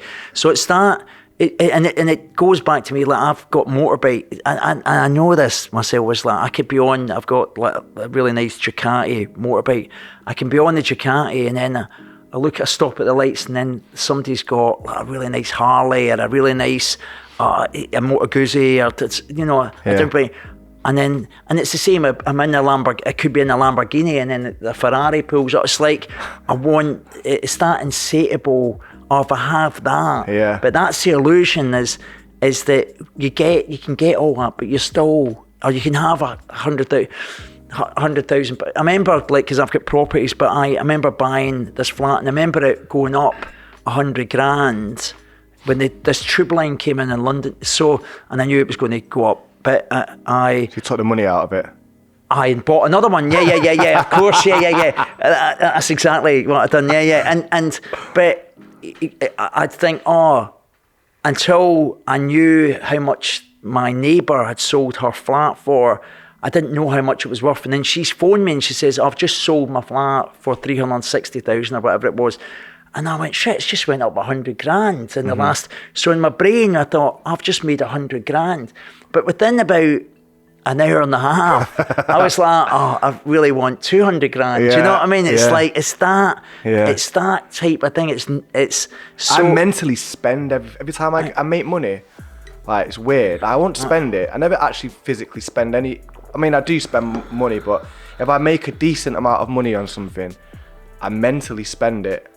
And then the joy of it's gone. Once I've mentally spent it, well, I'm going to buy that right next. The mental spending, right? So that's crazy, isn't it? Yeah. Right, that you've just lost the sort of buzz of it because you've spent it, and therefore there's no longer real any enjoyment. Yeah, really. it's done. I'm on to the next one. It's the next So when am I going to get the next thing? Yeah. It's like if you look at Bitcoins now as well, and all what's going on with, since Elon Musk has invested all. Yeah. Like people are all. I've got a friend who bought Bitcoin when it was 64 pounds. I got a friend who bought loads of them. Honestly. And he sold them for fuck all. What? Yeah, because he got them at the time, Aye. and he bought them. I'm going to get him on this show, actually, to talk about this. So basically, he'd be a multi-millionaire by now. Aye. But I think, like, he bought loads of them for, like, 2011 for fucking next to nothing. Aye. So when did we commit? 2009, was it? Yeah. So he bought them not long after that. He was quite early on to the whole thing. So cheap. And then he sold them a couple of years later. Maybe tripled his money, but he didn't make much. He made like maybe made a couple of grand. Not a lot, because he needed some money to repair his car or something. But now, and today, like almost $50,000. Yeah. $45,000, $47,000. He said to me that he'd be a multi-millionaire many times over. So that's the thing about the gambling thing, isn't it? It's like that's a big, because we know how volatile it is, but also you can see, but it's going up. It seems to be going up. Yeah. So So I guess going back to that thing about addictions, there's so many different types of addictions. Yeah. So there is a spectrum, isn't there? Like what makes somebody more addictive than someone else, and I think the environment is a massive influence on it, and how the brain gets rewired. Yeah. And I think within our society, and especially Britain, right? We've got a real binge drinking culture. We've always had people use alcohol as the social lubricant, don't they? As like to take away any of that social awkwardness. Also to chat up girls, to deal with stress. So there's it's only, but as we were just talking about, also cocaine and alcohol, like in the last 20 years, in the last like 15 10 years, really, it's became because of the so normalised. It's became really, so. People don't even view it as a drug now. They think what they do view it as a drug, but it's seen as like weed. What coke is? I think people view it in the same sort of capacity of like, have a spliff, have a couple of lines of coke. It's not like, I remember being a kid and thinking cocaine's bad, like it's a bad drug. It's a classy drug. It's a rich man's drug and it's really bad. But then as I've got older and I've grown up and I've seen, well, everyone takes this stuff. Like, it's not even that, especially in music. Music, totally. Well, see, and this is the important thing is to know. I guess. Well, I think for me, it's the important thing to know is that or remember is that years ago when I first started taking coke, it was only confined really to certain groups. It was sort of gangsters, some music people, media people, drug dealers. It was only in particular like pockets of society, right?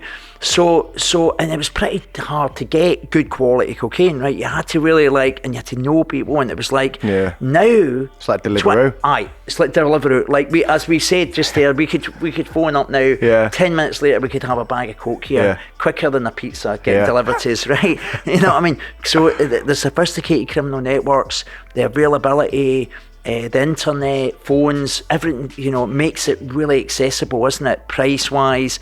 And so what's happened is, in society is, what I started to notice in, 2006, 2007, I started to see clients who were who were cocaine addicts, but they were like white middle-class women who were like yoga teachers. Your clients? They were like yoga teachers, and they were like, housewives, and who were while their kid was at school or whatever, they were having glasses. And this is the other thing, is the alcohol industry alongside, you've got this thing where, because I've worked with clients who have owned vineyards and stuff, and who are really involved and had their own alcohol companies. That's a tough one to escape, isn't it? If you own a vineyard and you get an alcohol problem. An alcoholic. Completely, And so I remember how wine, because what you had before that, you had people all drink, guys would drink pints, go to pub, but women, what they'd done is the wine industry certainly targeted professionals really, and created all these cava, proseccos and wine. So you get more and more women, and then it became normalised for women to have a couple of glasses of wine after work. And so what you got, and all that came on the back really of the e-scene. So as soon as from the ecstasy scene, you had sort of the normalisation of drug use really, because it became overground, didn't it? From when it was, because we first started, when E's first came in 84, 85, they were big New Yorkers, and it was all warehouses. We were opening up warehouses around King's Cross in London and stuff, and then it became mainstream, and then sort of drug use became more mainstream. I mean, amongst ecstasy users especially, and then follow that on cocaine now. But and so I think why I'm saying it is I think it's really important that people know that when you combine cocaine with alcohol, the alcohol attacks the liver, the ethanol attacks the liver, but the third chemical that's created is cocaethylene, and that really attacks the liver. So if you're binging all the time on coke and alcohol at the weekend, you're doing yourself a lot of damage, but you don't know, because your liver, you could get cirrhosis and you don't even know you've got cirrhosis of the liver, because it's like the sleeping disease. So you could be walking around for a while, and then the next thing you're going to have a major problem. Yeah. What is cirrhosis of the liver?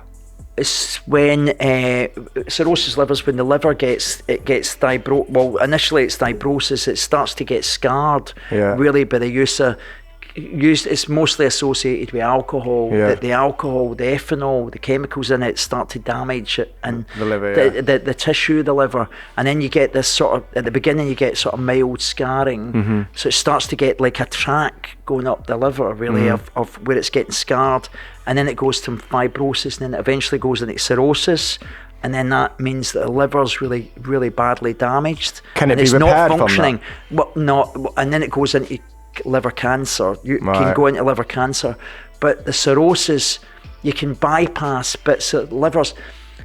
As long as the liver doesn't get cirrhosis, I think when it's just fibrosed, the liver's an amazing organ. It can be really, if you stop drinking and using it, it can repair itself. Yeah. But once it's went past a particular level, when it goes into cirrhosis, you can't repair it. So often people get a liver transplant. Like George Best got a liver transplant. People get a new liver, or they can bypass certain parts. You use medication, you can bypass parts of the liver. They put stents and stuff. How old were you when you stopped drinking and everything? 32. So you've been clean a long time now. 56. So I'm 56 now. Yeah, 24. So almost. Is your liver repaired now? Do you think? Oh, completely. And I had Hep C. I got Hep C when I was in my drug use by sharing needles. So it was a virus called hepatitis. Well, it still is a virus. And I'd done treatment years ago, about 14 years ago. I'd done this treatment, and then that cured the hepatitis C. It knocked the virus. So my liver's completely great. Yeah. And, yeah. Do you have any health repercussions from that time in your life? Or would you say you're fully cured? Yeah, no, I think I'm really lucky. Look, I'm lucky I never got HIV. I shared with somebody, I remember years ago, I shared with a guy who was HIV positive. I was so desperate for the drug at the time. And did you know he was HIV? This is mad too. Yeah, so he came in, and his name was Metal. His nickname was Metal Mickey, and he had like a big script of these drugs, and he says, "Listen, Mark, the problem is I've only got one syringe, and I'm going first." And I was like, Mickey, you're HIV positive. I'm not. I don't think I'm HIV. I've not but let me go first. He says, no. This is my drugs. This is my syringe. It's up to you. There's a chemist like 15 minutes that way, and the drugs were all there like that. And my head went, this is back to the twin again, said, shit, by the time I get from here to the chemist and back, all the drugs will be gone. He'll just done them all because he's greedy. Well, he's just insatiable appetite addict. So I just thought, he used the needle, and I just went into the bathroom. It was in the bed and breakfast in Clapham actually, and I just emptied out this. I just cleaned it in hot water from the tap. No, like they used to say, like you should use bleach and all the rest of it to try and clean it. But I just went and then injected. So when I got into recovery, when I first got clean, I never went for an HIV test for 2 years because I was so paranoid that if I got diagnosed with HIV, I'd go back to the drug use. So I wanted to give myself some time in recovery. Yeah. But it was always on the back of my mind. When you had that HIV test? I was like so petrified, man. Really? I was sitting there, I remember waiting for them to come out and give me the result and call your name. And I remember thinking, oh shit. Because back then also, it was still a death sentence, wasn't it? Yeah, because there was no combination. There was no. So, and then when I got that, the all clear. So, how I feel now is like for my age, I feel like I'm as healthy. You've been jogging this morning, I've been jogging this morning, yeah, and we're just talking about exercise and press-ups and plank and all the rest of it. So I feel physically as strong as I did when I get clean at 32. And I think there's something about if you... what's different about the generation of my father's generation, they never really done exercise and all that. They didn't really go to gyms and do all that. But I remember meeting this boxer, this guy, and he was like 82 or something. He was going to my gym. This is not long, maybe about 6 years ago. And I remember him and he was like going to the gym all the time. And I thought, he's 82, and he was like strong, man. It was not like, it wasn't like an 82-year-old man. So my thinking is that if you just keep exercising, looking after yourself, and food, what you put into the body. Yeah. If you keep doing that and looking after yourself, self-care. Are you vegan now? I've only done this recently. I've only done this in the last couple of months. I thought I'm just going to do it. I've not done it really for ethical reasons. I've done it more Health. Well, I just thought, let's try it. Let's see, because I wanted to give myself a month. I just trying it. So in start of January, I thought, okay, let's try, and I just sort of started cooking. Were you eating meat previous to that? More fish. I never Right. really ate much meat. I did eat meat now and again. I'd have like a burger, but a good burger, not like a shit McDonald's or something like that thing. But so, did you have McDonald's earlier? He did. It's disgusting. I can't eat it. It's absolutely disgusting. Yeah. So I think, and then so I thought, let's try it. Let's see. And I've done it for a month. So now I've done it for 2 months. So this is the third month I'm going into. And what I do notice, I feel that I've got more energy. I feel, yeah.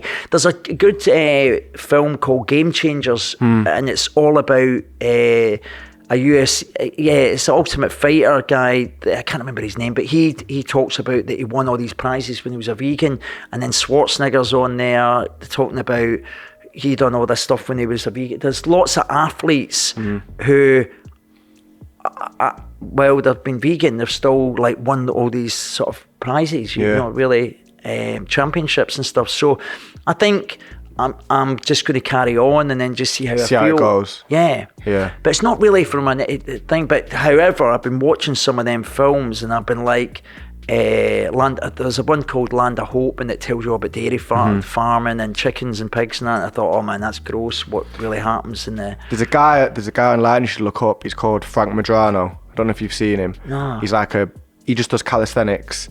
So he's just got loads of videos of him doing like these crazy pull-ups and just loads of crazy bodyweight exercises that you think, how the hell are you doing that?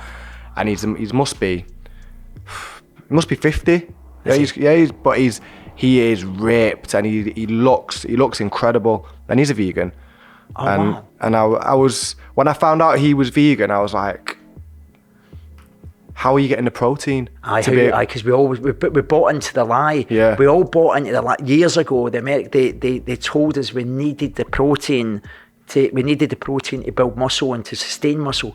It's a lie. It's carbs that do it. Like so, and fat. So you can get all that from a plant-based diet. Really? This is the whole thing. Well, our teeth are not designed for meat, are they? No, The actual shape of I remember watching some documentary about it. They're saying that we are designed to be plant eaters. Plant-based and seeds and nuts and all that stuff. But I guess what would have happened years ago, say we're out hunting gathering, we would have found a carcass from time to time, wouldn't we? I guess like it wouldn't have been, or you might if you were near a river, you would have, maybe it was fish, you were just like came from the thing. But generally it would have been plant-based, wouldn't it? Because they're saying that meat was, up until recently, meat has been a rarity. Yeah. Even in the UK, like in like the 1800s, if someone had chicken, it was like a special occasion, or pig or whatever. It was, meat's always been a rarity in diet up until sort of mass production of farming and agriculture, and which is really the last 100 years or so that we've... And the ability to transport meat around as well. That's right, yeah. That's right, definitely. Yeah.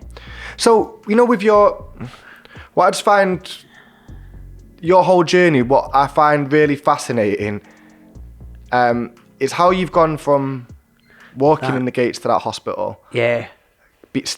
Going clean, and starting a 24-year journey at that point. But from being like a drug addict, drug dealer, criminal, to then now being where you are now as like, a counsellor, Harley Street. Yeah. The circles that you're operating in as well is, you're looking after people from the high end of entertainment and society and business. How did you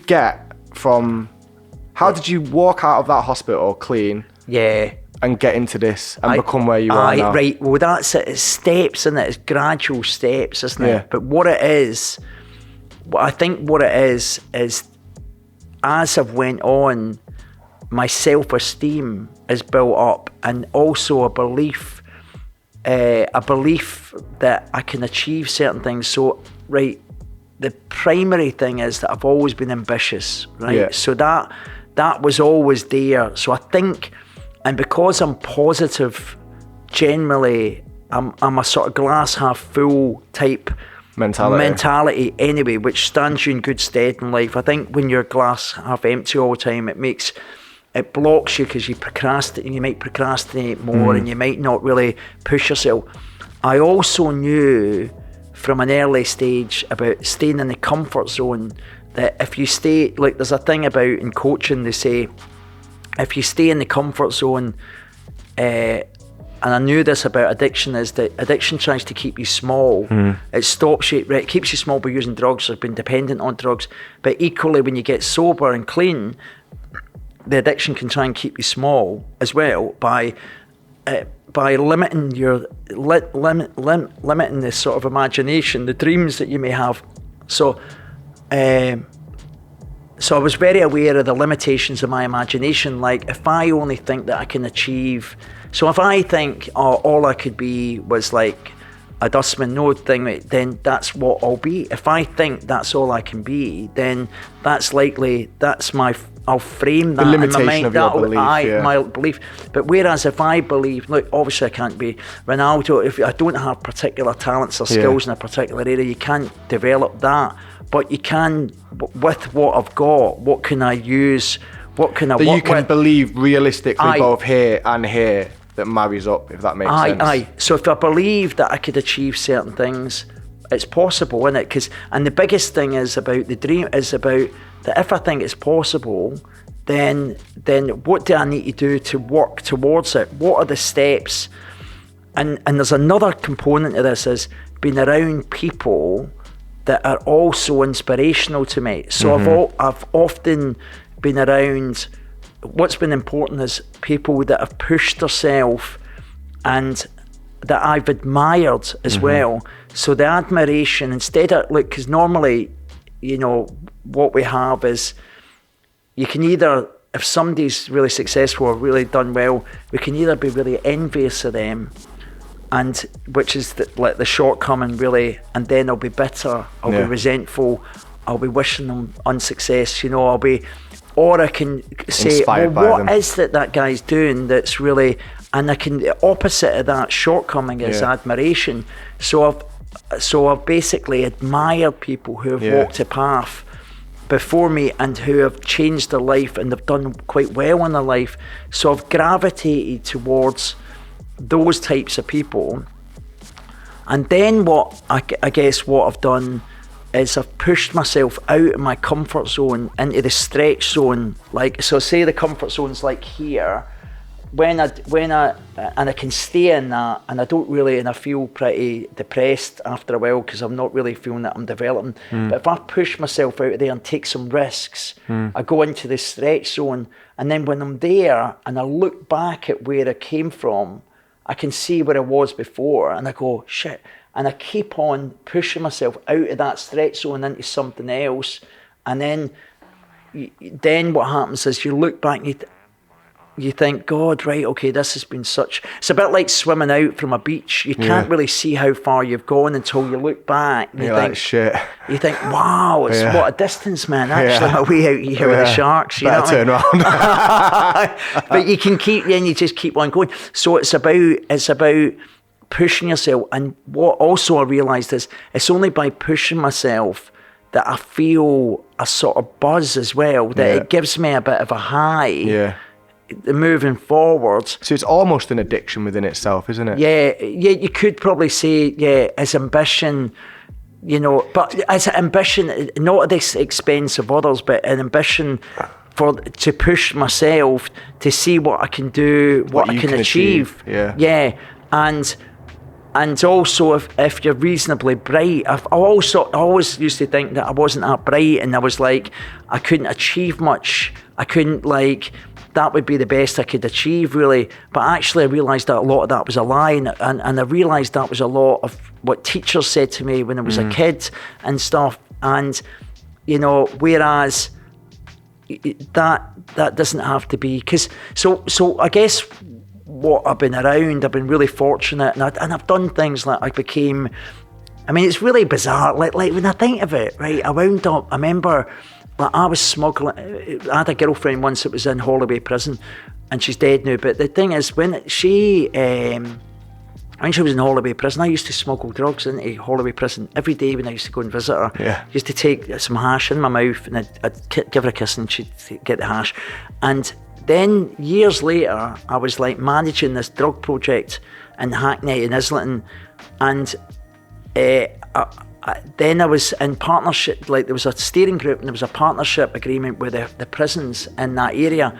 And then the next thing I was on the steering group at Holloway Prison. Yeah. And then the next thing they were saying to me, Mark, you know how to smuggle. You know, you were smuggling drugs into this prison, so you know how it all comes in. So would you mind being on the steering group? So then next thing I'm sort of leading this steering group about how to minimise drugs coming into the prison. And I was thinking, this is crazy. This is like Catch Me If You Can, you know, like Leonardo DiCaprio, like where. Like, 1 minute you're the poacher turned gamekeeper. It's like, you know, 1 minute I'm like smuggling the drugs into the prison. Next minute I'm telling them how to, you know, like, and that's those contradictions in life. That's nuts. Like the last court, Crown Court I was in inner city London Crown Court. And then the next thing I wound up being asked to do jury service on the same, and it was exactly the same court. And I phoned them up, I remember saying, do you know that I've got an extensive criminal record? Like, you know that, are you sure I'm meant to be? So the next thing I'm on jury service in the court, and then the people are coming in, and I know they're guilty because I know criminals because I'm a criminal. And they've got all the bruisers in the gallery looking down, sort of looking threatening. And the jury are all like wet behind, like most of them are wet behind ears because they've never been in, they're just normal guys on the street. Yeah. So when all the information's been read out in the court, and the court are saying, oh yeah, there was no forensic evidence because, you know, and the stories all matched. I says, yeah, but fucking hell, listen guys, they had 3 days to collaborate their stories. And they washed all their clothes. Of course there's no forensic evidence because So anyway, I add this whole other thing that none of them would even, because they were all like so you doing the work of the prosecution, really, weren't you? I know, but you know, so it's mad, these types of contradictions, and that's what's happened in my life. Like, and then 1 minute I was like on the, like, selling the big issue. How gutted would you be if you was a criminal? I know. And you got you on the jury. I know. Oh, you'd be raging, wouldn't you? You'd be raging. And then I'll tell you the other thing is, like, 1 minute I was selling the big issue, by the end of it I was selling the big issue to try me.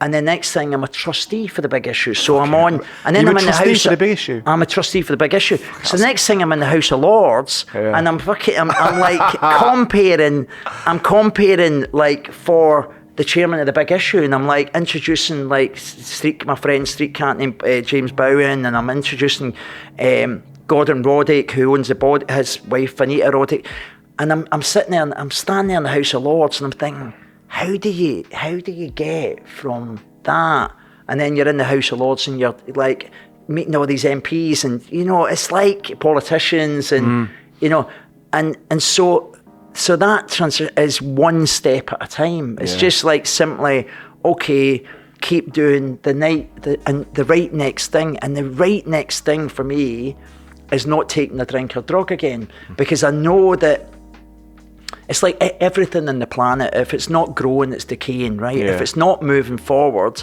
it's likely to be stagnant or going back. So the same rules apply with this. Is like, if I'm not moving forward, so if I keep on moving forward, I keep growing to some degree until I die. So you know, and you know, and then just like, I just thought of that Woody Allen. What is it Woody Allen says? He says, I'm not frightened to death. I just don't want to be there at the end. I just don't want to be there at the time. You know, it's like, so I am, and then by doing that, by continuing to take the action, by, you know, by going to the 12-step groups, I've had lots of therapy over the years.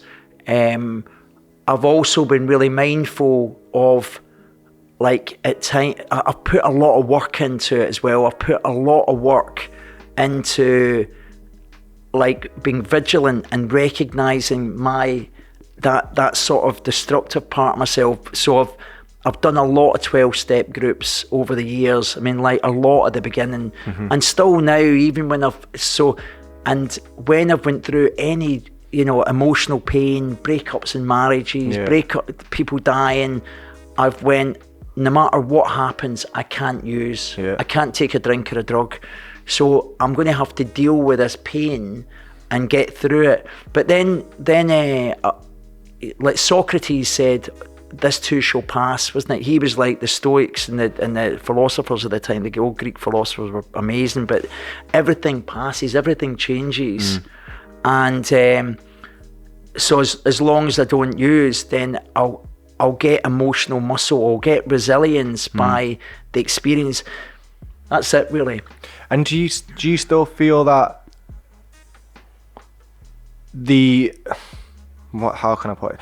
The desire to not take drugs, to not sell drugs, to not drink, to not do all these things that were the catalyst for what you were, is still like a hugely motivating factor in the success of who you are now as a counsellor and as an author. Yeah, and I know, like I remember years ago, not long ago, I remember about 7 years ago, I was up in Jamaica. I was in Jamaica in 9 Mile, a place called 9 Mile, where it's Bob Marley's house. So Bob Marley, in Kingston, there's the main sort of museum for Bob Marley. I mean, I love Bob Marley. So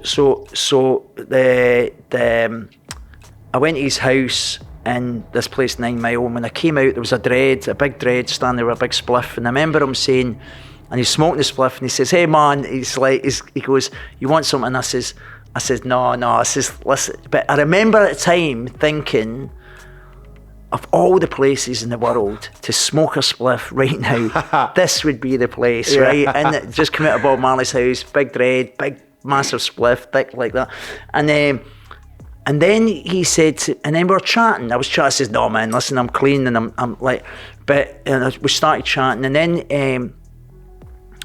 then he said, he says, "Man, you know how we get the cocaine back to England?" He started he says, "Now my girlfriend at the time was in this taxi. She was like there. She had the door open, and she was in recovery." And I says, "No, tell me exactly how you get the cocaine back to England." He says, "Well, we put it in t-shirts, we dissolve it, we drip it into the mix, and then we package the t-shirt, we prep all this anyway."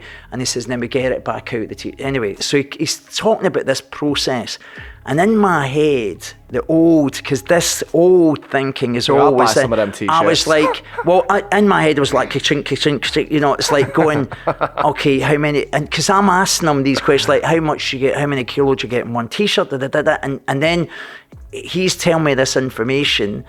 And my girlfriend at times going, "Mark, this is a fucking boring subject, but just shut up," like you know. And so why I'm sharing that is that part of me, that old part of me, the way that I would always have been, that sort of criminal mind, is always still there in the background, but I just don't do it. I just don't do the behaviour, and I just like talk about it. But you still find it as fascinating. I do. There's a part of me. Yeah, a part of me thinks, God, because of course the greed, because it taps into the greed and thinks, oh my God, well, you know, like okay, in Harley Street I can see many clients, and how long would it take me to make that money seeing those particular clients, as opposed to how much it would take by 2 or 3 of them t-shirts, right? But I know. I've got children. I mean, the big thing is I've got children. I don't want to go to prison. I never want to go to prison. I've been there all their life. But I don't want to go with children? My son's 17 and my daughter's 15.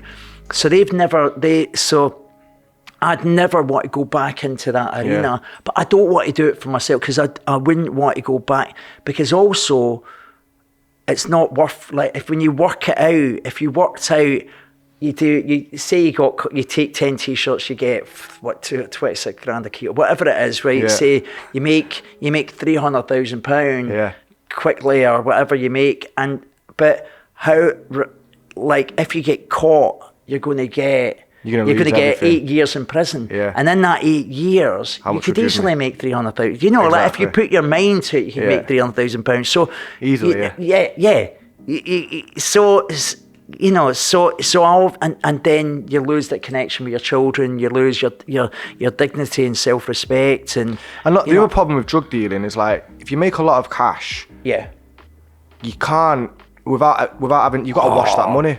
You've got to wash your money, and you're also always watching your back. Yeah. You're always, you can't. It's not even necessarily from the, well, first you're thinking like it's going to get, you've got to launder it or whatever, but also you're always aware like the police can take everything and they'll seize all your assets, Yeah. right? But not just that, then who else is coming through the door? Like, you know, I remember when I was in Brixton for years and I was always thinking yardies are going to come through the door any second and take everything. So I was always like baseball bats and knives and at times guns, because we were just like, Paranoid. Paranoid. Like, so that your peace of mind. Yeah. So what is the consequence to it? The consequence is you're always just waiting to get like somebody to take the Yeah. If it's not police, it's someone else on the road. Yeah. It's crazy, isn't it? Yeah. What a journey, Mark. Yeah. What's next for you? Oh, so what's next? What's next is I'm still doing the counsellor business. I was bringing in Mustang. We were doing Mustang. Before this lockdown, we were bringing in Mustangs from California, old like Steve McQueen Bullet from the film Bullet. We were getting these Mustangs. We were bringing them in. So that was like a side thing that I'm doing. I've got this other idea of setting up a rehab in the south of Spain, but everything because of the lockdown, that gets sort of put on hold.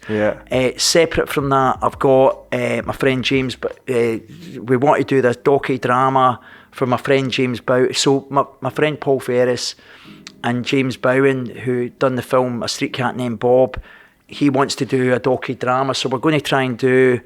I'm going to be an executive producer on that sort of docudrama, so that I'm going to do some of that stuff as well. And then there's always other things that.